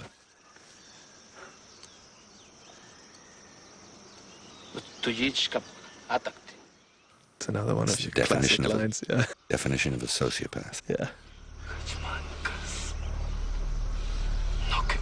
There's a lot of cameras work not done on the Genesis too. I have That's to mention. true. Anything that's high speed, you know, where the camera's overcranked a great deal, had to have been done on Panavision or Aeroflex, and indeed even some of the more intimate running shots. Rudy running with a 4-pound handheld A camera, 16 millimeter, and all these. And Chad, the camera operator, also chasing him with a him. handheld 16mm camera, which gave us some of that really frenetic stuff that Yeah. you mix in with the rest of it and it works great. Yeah, it melds right in with it these days. It's amazing. So here we're just harking back a little bit to the old prophecy, and the thing that's great. Bush medicine. Yeah, the thing that's great about these sequences here is the sound. I think the sound guys here is just, you know, there's the background of the jungle and the music. Lete tunyal kaptumen sahak. Lekene chuke. Yan silik. Zole. Yan wesitik. Vishin bukin tiku hotel. I like this next bit. You take all natural sound out and Out. just go with the music. That's right. So it's cool. Konesh peora.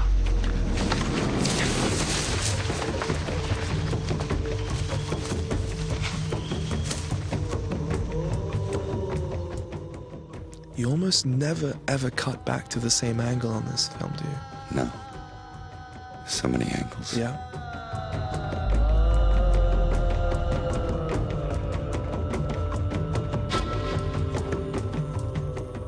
Love this. Yeah.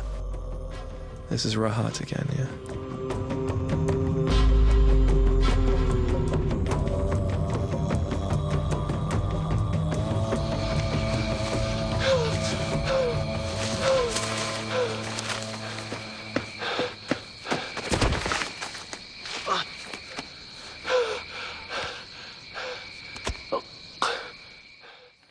the very few night scenes in films that you see that are not blue. Nights are always blue in movies. And Dean made this one Not blue. not blue, he made it real. Yeah. The night looked real.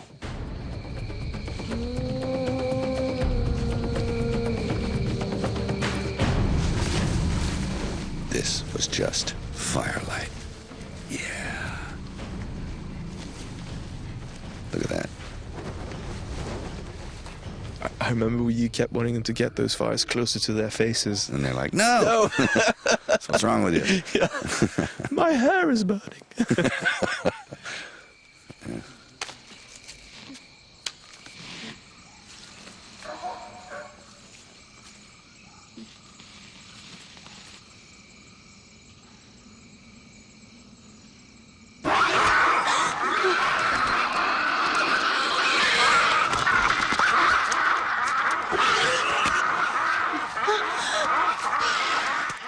Howler monkeys actually do make this sound. It's They're a horrible. very shrieking kind of awful sound. Like that. Now, you might think a howler monkey's cute, but Jay, you don't want one on your case, especially injured. That's right. Hopefully you have a stalactite handy when he comes a-calling. Nearby.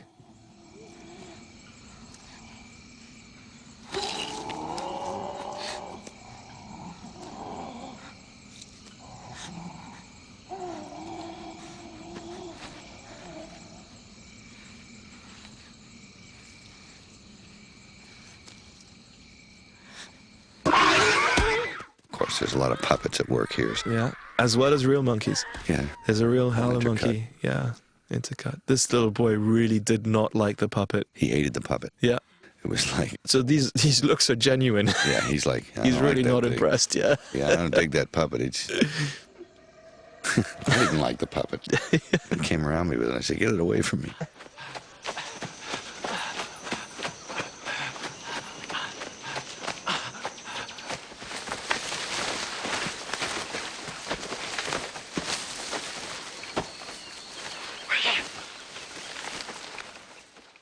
And you thought it was at least 10 minutes before the next cat out of the closet moment. But no. Again, that's a real snake launching Into a plastic, into a plastic, yeah. into a prosthetic. That's not a real snake. No, that's a faker. Yeah. It's a real guy, though. There's something interesting about the line that he says here, I have to mention, which is that the original Mayan language is actually very much a carnal language. Yeah. And he's actually saying that sentence in Mayan, which exists and is used quite commonly.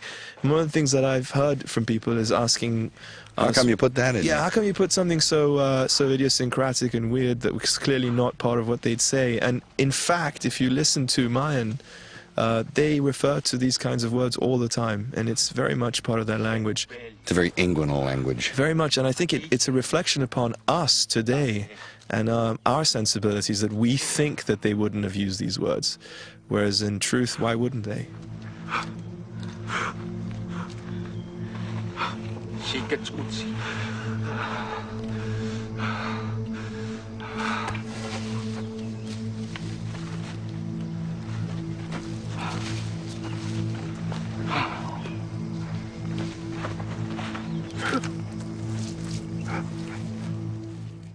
That Fer-de-Lance would kill a man if he couldn't find the appropriate anti-venom Yeah. within a few hours.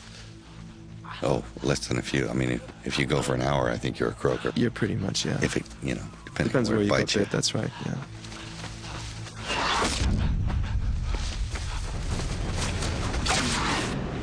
Richard was pretty handy with that bow and arrow. He was into archery.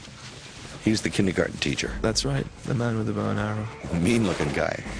Apparently Yes. his kids will never go back to school with him again. Huh?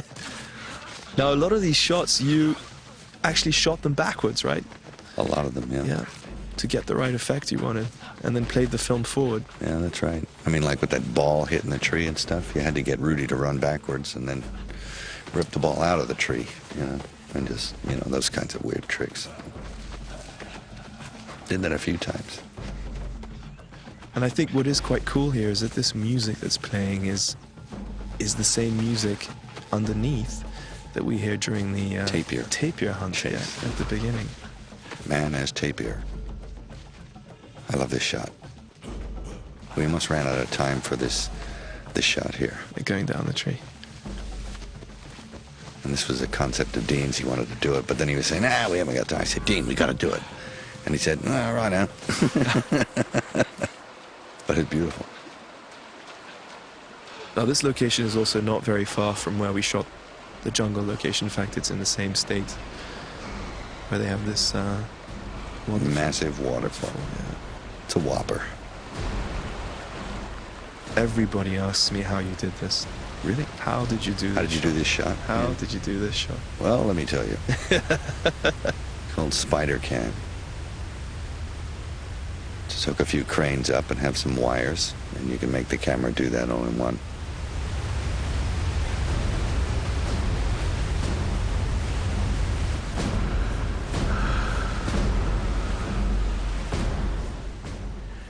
And there have been stories on the internet, which are true, of when we were shooting here, a real cow Fell over the waterfall. fell over that waterfall and survived. Mm-hmm. But people have jumped off there and not survived. Yeah. They come up 2 weeks later as soup. Yeah. And big jump. It's about 175 feet. So in order to get that effect, we had to jump Rudy off a 175-foot building. That's right. In a harness. Yeah. It's a really good example, this sequence, of a marriage between stunts, special visual effects, and camera work. Because the shaky effects and the steam and everything really sell it.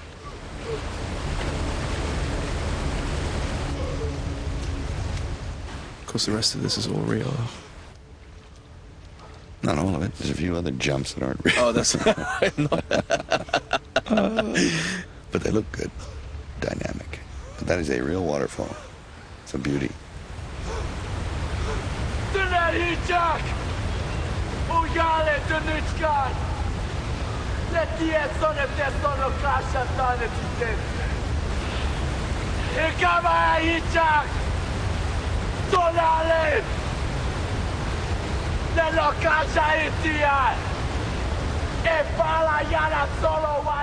Remember Get Smart? Yeah. You know, when he used to say something really arrogant like this to, and then the other guy would get the upper hand and he'd say, hey, how about I can get to you with that crack about this being my forest? It's like...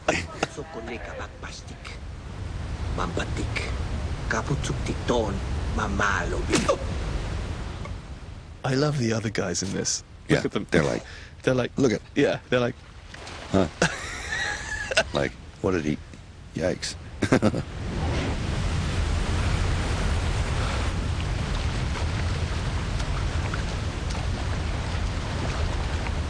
Tula clone Kosit. again, another real jump. This one.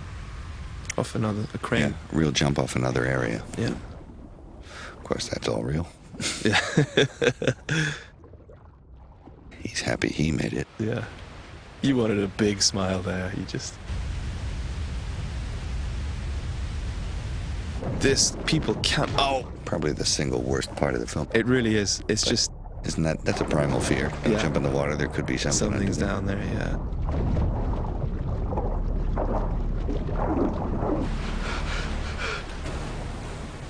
And this is actual these stunt guys work. are taking the ride, man. Yeah. That wasn't easy. You get banged around in there. So is he here. Oh yeah.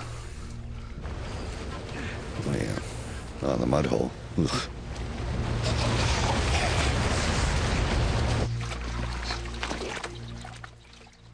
Again, I have to say, testament to the work of the Chucho Duran. Well, Chucho Duran, but also the makeup people. I Yeah. mean, to ask a makeup crew to create prosthetics and makeup that you can put through water and mud Yeah. and oh, jungle, absolutely. it's Oh, I just see what you're saying. Yeah. amazing. And Rudy Love the way he's looking around. just goes down under that thing.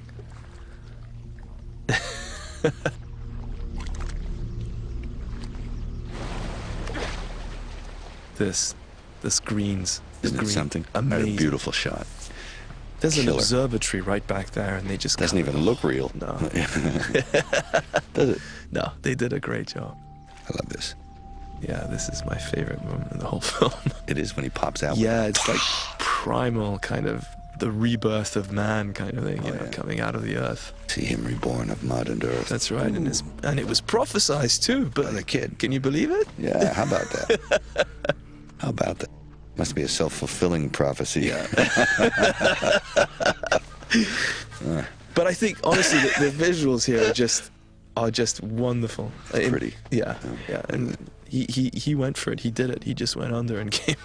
Yeah. He had mud in his mouth and His eyes, I mean, oof. I think he had scratches on his irises. he looks like The Jaguar. that's right.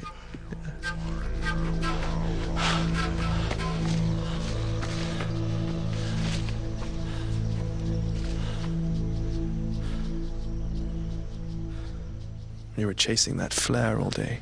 Yeah. I kept making him jump. Now do it over here. Get that flare. We just got a hint of it.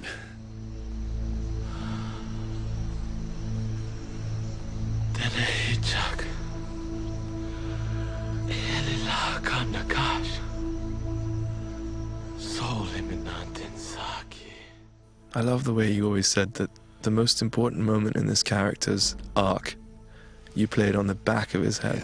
Yeah. You don't even see him. Yeah. You see it there. Ooh.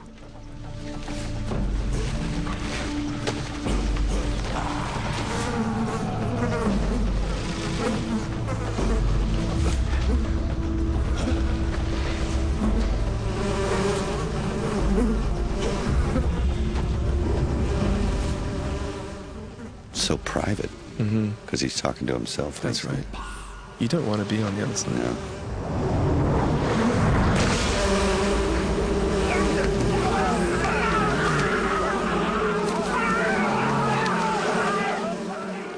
Kind of looks like Gumby or something. Yeah, yeah.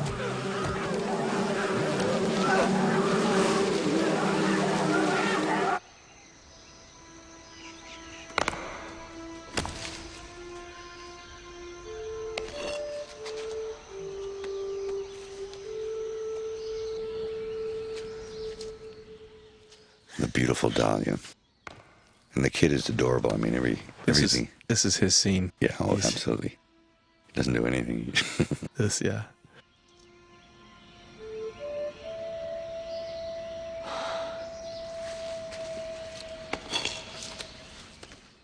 You worked really hard to create sort of something between them that was, you know, on a more level footing than...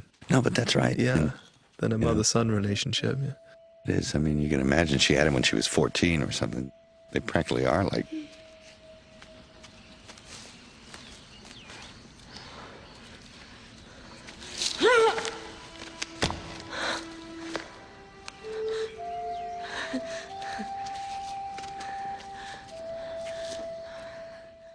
Dahlia's quite athletic too. She's a she's a dancer from Jalapa in Veracruz. She's a dance student. We saw her in action. She used to get on the floor and do the salsa dancing. That's unbelievable. Right. That cow can move. This music cue is great music cue. Fantastic. James Horner really did a good job on this. This is a great cue.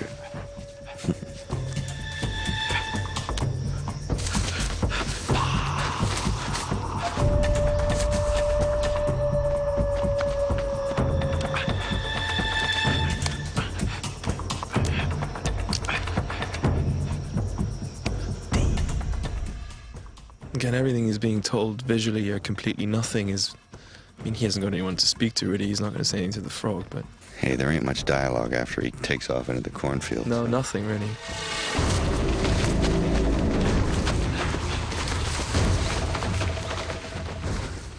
And that was really always a goal. It was an aim to create that kind of thing. Ariel, who plays Hanging Moss... He's allergic to wasps. Is allergic to wasps.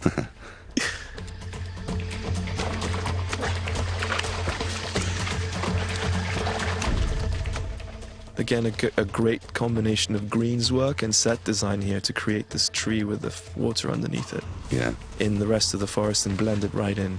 To make it distinguished. That's right. You haven't seen it before. And when you see it again, hopefully it will tell you that the man's just run around in a big circle. Mm-hmm.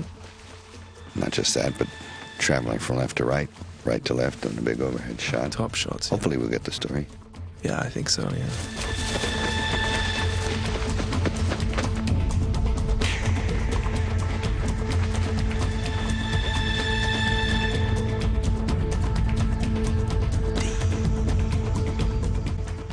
Love this build to nothing.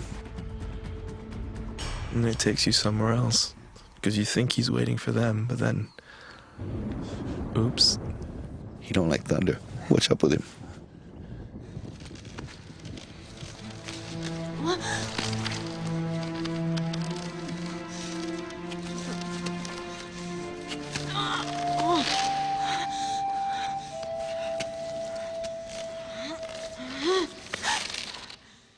Talia also had a great stunt double. Yeah. Nayeli. She's a tough gal. Yeah, there aren't many stunt women in Mexico. And I think there was one. and we got her. And here she is doing her. No, there were 3 at least. I think, Working well, with yeah, us. on our film, yes, that's true. Probably 6 at that rate.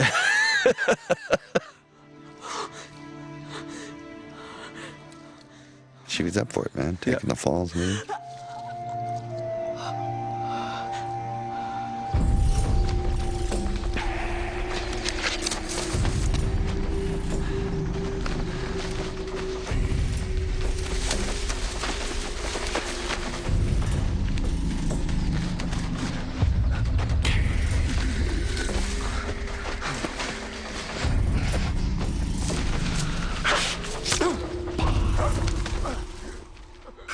That was done the old-fashioned way. Zoom and move. Yep. I love this. When he looks at it. What the?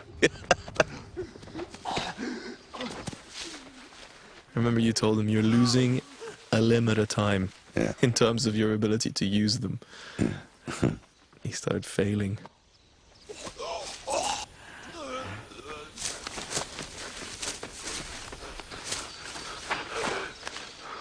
I just love this sequence. Took a long time to film it. A very long time.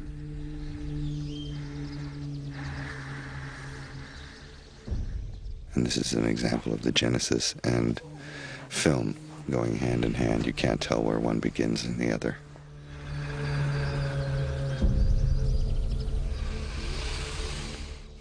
Again, it's all about the number of angles you show in this thing. Yeah. Everything is different. There's a million of them.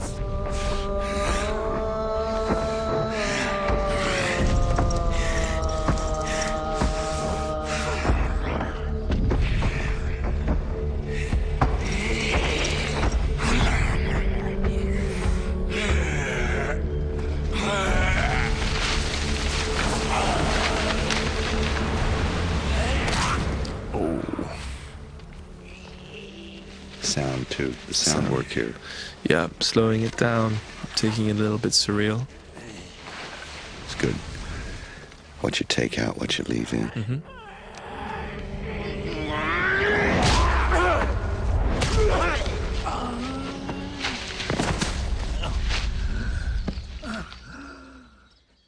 Now this shot here, I remember Rudy was trying very hard not to, not to laugh. smile because Gerardo was pulling all these faces. And look at him there, he's look, he's trying so hard.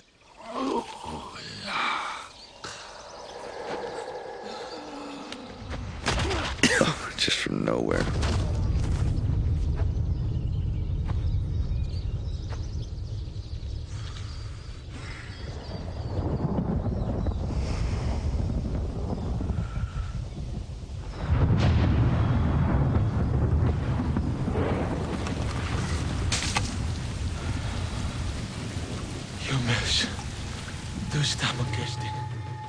She's the only thing he's afraid of now. Rain. All that's left. And again, the rain here is the work of Chucho Duran's team down in Oh, Mexico. And just making it look like it's raining everywhere is... Dude, boy, that was tough. Yeah. There's a lot of area to cover. A lot of areas. Some of these shots are very wide.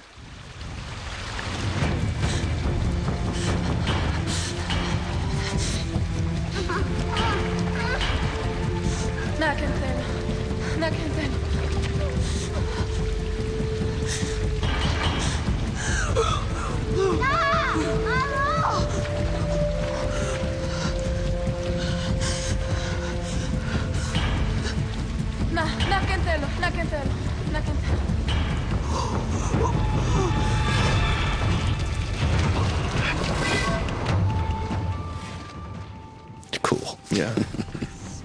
Love that close-up. Love these close-ups. Both of them, lighting. yeah. And this one, the taking away, Oh, yeah. taking off. That guy can run.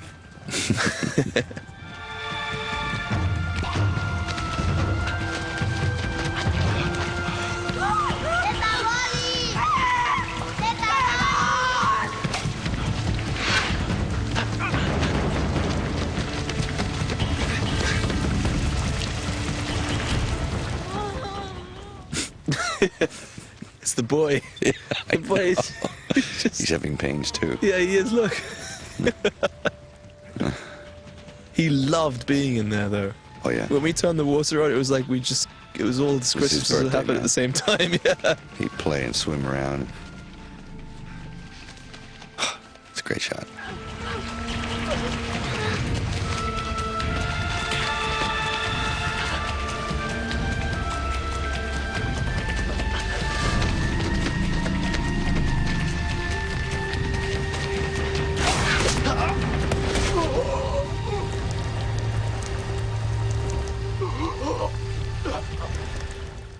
Love the water dripping off his eyeball there.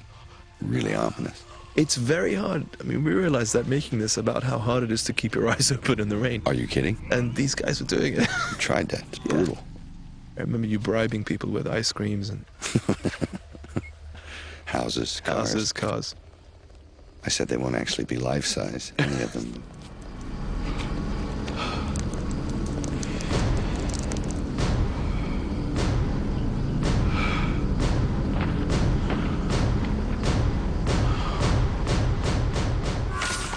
I forgot about that taper trap. Great sound job. Yeah, it is. Amazing. There's so many different sounds you hear at the same time on that trap. Yep. So that you know what's coming.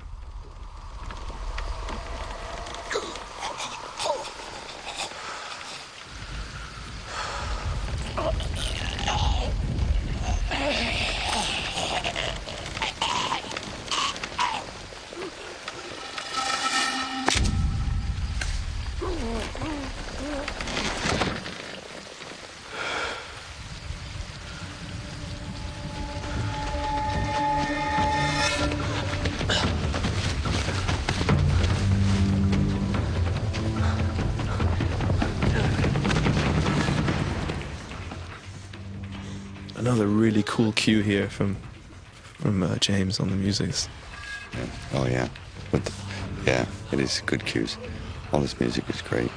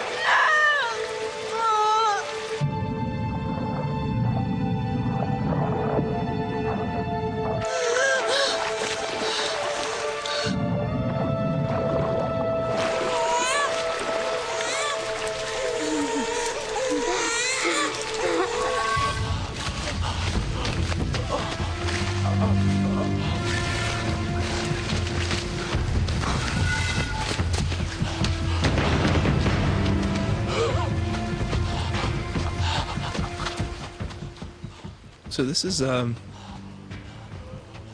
where the story started, really, isn't it? Yeah. It's the first thing I thought of. You said it as a joke. Yeah. He says, what if there's a guy being chased by 10 really bad guys, and he comes out onto this beach and he collapses and he's exhausted and he looks up. It's the end of the story, and Columbus is just arriving. There's so. Christopher Columbus, yeah. And we laughed. We thought, gosh, that's hilarious. That's really funny. But you know, in truth, the first encounter of Europeans with any mainland civilization or people was Mayans in 1502 when Columbus had his 4th expedition. Right here. And I believe it was 4 ships. It was, yep. And he actually got back only with 1. He had a really rough time. Oh, rugged. Yeah. He had a rougher time when he got back, I think. And so, you know, a lot of people have said to me, is this the conquistador? Is that, you know, it doesn't really matter. But in truth, the first encounter was, Spanish, and it was for Columbus in 1502. When you ran into a mine train. And everyone calls it conquistadors, but they don't know what they're talking about, really. No, they don't, yeah. Yes, they presume to know what they're talking about. Yeah, that's right. Maybe if they did their damn homework. And we never even said anything about it. You see these people twice. Yeah. Those ships were real, again. Yeah. And by the way, the conquistador was the set designer. Tom Saunders. And the Franciscan was Simon Atherton, the weapon guy. The weapons master, yeah. And that's not a real baby. Okay. But really the thing here is Dahlia's look. Where did she find that? That's amazing. Beautiful. That's just amazing. That's a real baby. That is a real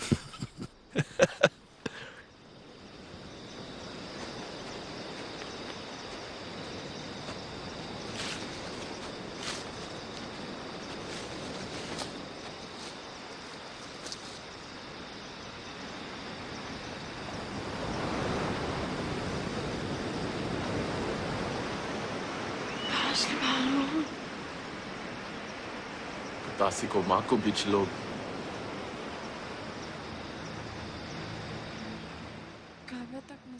She's really wonderful in this scene. So is he. She didn't know it, but she has the soul of an actress. Yes. Actually, what they're both able to do is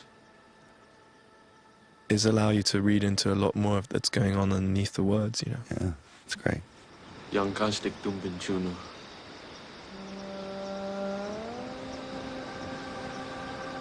Ko tinako boots.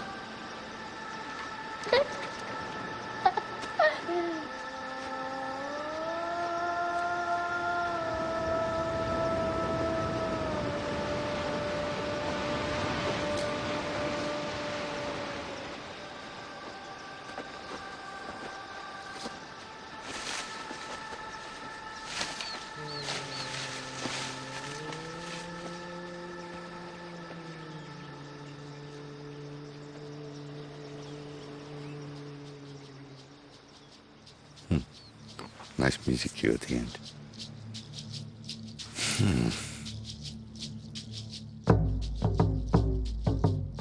Interesting. See, here's Farhad. That's you, though. And now, and there's Bruce. And Bruce, yeah. Ned and Vicky. Ah, yes. Dean's the man. Tom Sanders. Tom Sanders grew his beard for a year, vying for that part of the guy in the boat. We had a bet, but I couldn't take it anymore. Yeah. No, everyone did a sterling job. Carla with her casting, searching almost, I think, something like 3 continents looking for people. Hey, you were on there twice.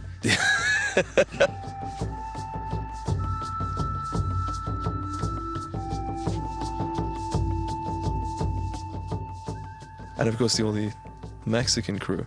Oh, wow. With Anna Roth and... Unbelievable. The effort and the ability down there it's amazing. The grips department, you were always like blown away by the grips. I couldn't believe it. I kept describing these things. The most amazing thing about this film, I think everybody remembers, is the chase, you know. And the insane velocity with which you're shooting everything and capturing everything. And I think if you try and think about, sometimes there's a guy pushing an actual dolly at that pace and having to stop it. Yeah, I mean, That's the thing, trying to stop the dolly as it's, you know, going along at whatever it is, 15 miles an hour. I'll tell you, one time the dolly came off the tracks, and one of the grips, he caught the whole piece right in his lap, didn't he? Oh, that's right. Yes, that's right. Lucky he was like an enormous man, otherwise I think it would have squished him. Yeah, no, I know. In fact, I don't think he was feeling too good. The grips department, because also they had to deal with that jungle terrain, and it's not easy to do. It's very rocky and difficult to work in.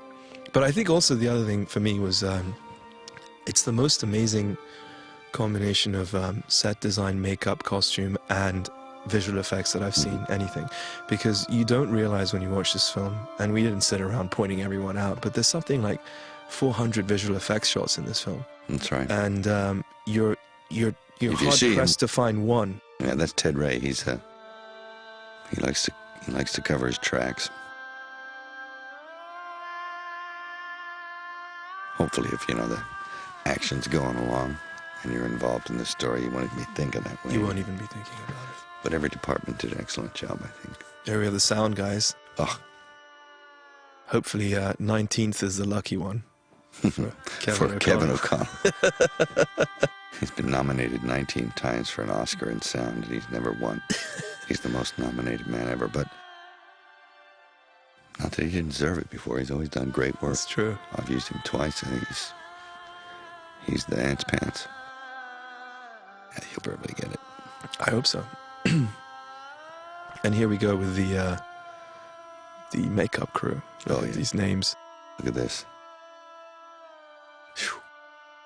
Keep on going. Yeah, they just keep on going. And, you know, every single one of them deserves to be there. And because the sheer grit with which they came back every single day and put in the effort is really what is up there on the screen for us to all see. And the hairstylists as well. Oh, man. Yeah. Aldo Signoretti designed those Massive insane hairs. Yeah. Big hair. He's good at big hair. He's good at big hair. No, but the detail, and thank God for the Genesis, because you could pick up Textures. the textures within the hair of those women in the city. It's just amazing. I remember Anna Roth, our Mexico unit manager, who said to me, the day that we shot the first scene at the top of the temple, and she saw the king and the queen and all the nobility up there, with all the adornment and the dress and the scar on their faces and the tattoos, and she looked at it and she was quite silent for a little while, and then she said, "You know what? It's not that different today. We still go for so much personal adornment," and that was the most amazing thing to her, and I was really happy that she said that, because you are trying to say some things about how things don't change that much. And I remember going to the set that morning. yeah, Maybe it wasn't that morning, but it was one of those days when it was a real big day with a lot of extras, all the chalks and the temple Yes, that's people and right. everybody. And I remember I saw little Mayas running around, and I just looked at the costumes and I got really emotional. yeah, that's true. Because I realized the amount of almost perfect work that she did. Yeah, And she was so humble, you know. yeah, that's right. And I just almost started crying because Yeah, and I think I told everybody that I got it you on did. You microphone. got up on the microphone. I told everybody how proud I was of them, because it was like, wow. No, it really It blew my mind. When I saw it, it was like, wow. Everybody did a top job. They really did. And again, like we mentioned earlier, the AD crew could be mentioned again in Oh, those boy. sequences. Because organizing people who've never been in front of a camera before, and hundreds of them at that. They were like hamsters on wheels. Running. It was like, And you used every trick in the book, including music and trying to get them to react to what we were playing, extraordinarily lewd Mexican pop songs. yeah, soccer songs, Football favorites. to get them all to react the right way, to get the reaction we wanted from them. And, you know, generally speaking, the Mexican people are quite shy, really, aren't they? They're quite reserved. But, man, once they get the point, once they get going, Yeah, that's true. it's like, yeah, Yeah. they give it everything. It was like really,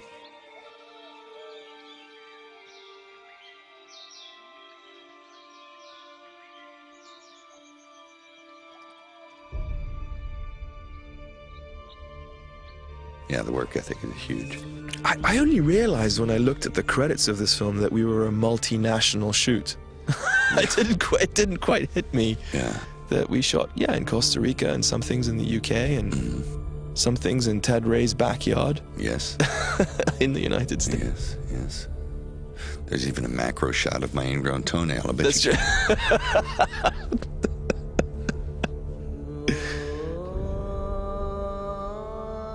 Mostly in Veracruz. Yeah. And the people and the governor of Veracruz are really great to us. It's amazing. I think we were the only show where... Oh, never mind. I won't say that. Spider Cam. Color by Deluxe. Don't you love saying that? I do. Color by Deluxe. Say it. I cannot the way you're saying it. No, come on. Color by Deluxe. I'm never going to be that good. No. Well, at least say SDDS. SDDS. That sucked.